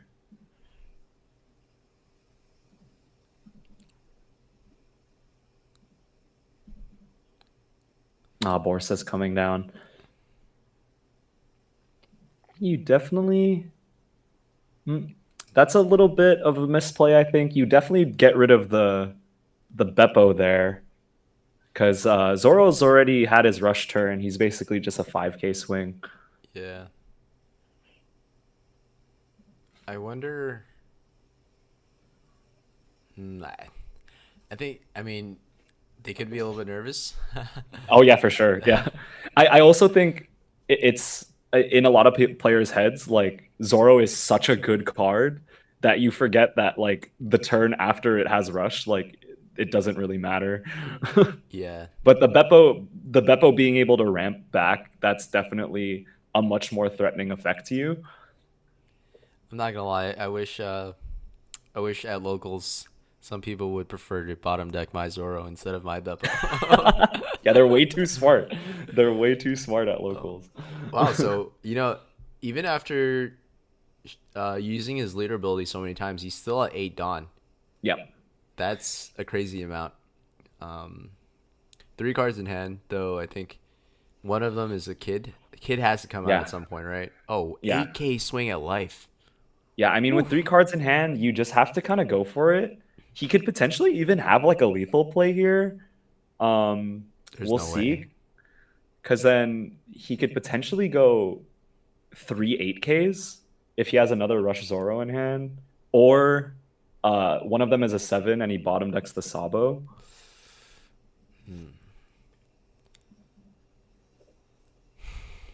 But we'll see.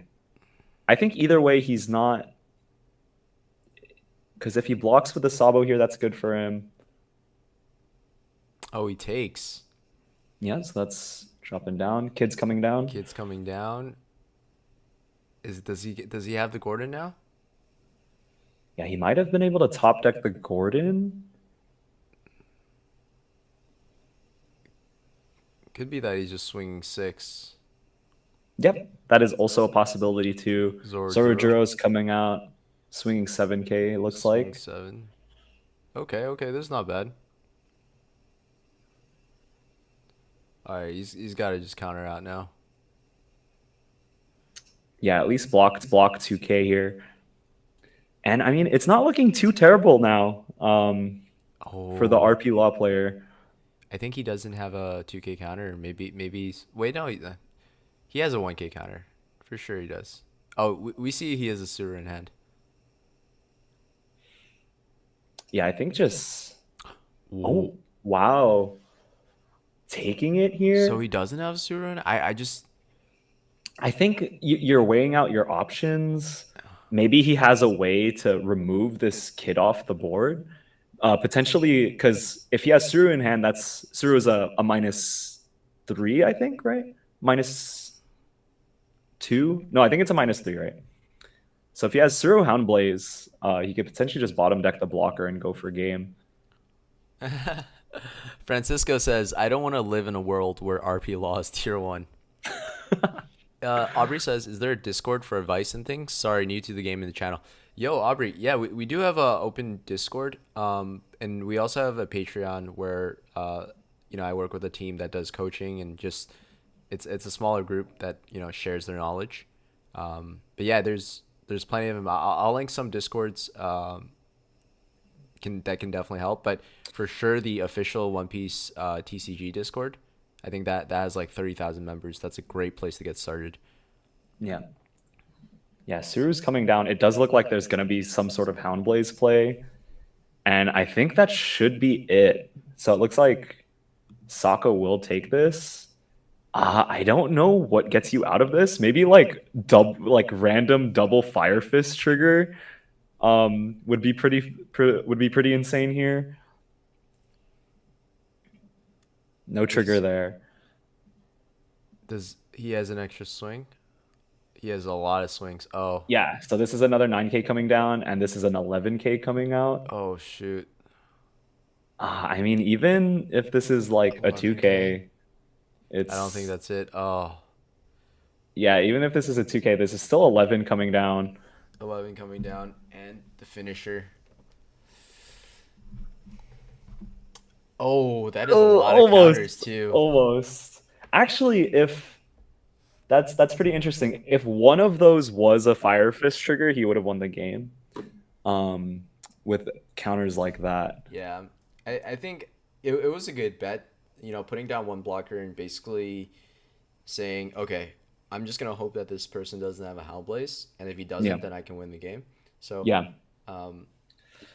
Yeah, and I think that last play pretty much just answered our question to like why he didn't counter out with the Suru there. Like it was pretty much, it was important to his game plan there of just like getting rid of the blocker and swinging for game. Yeah.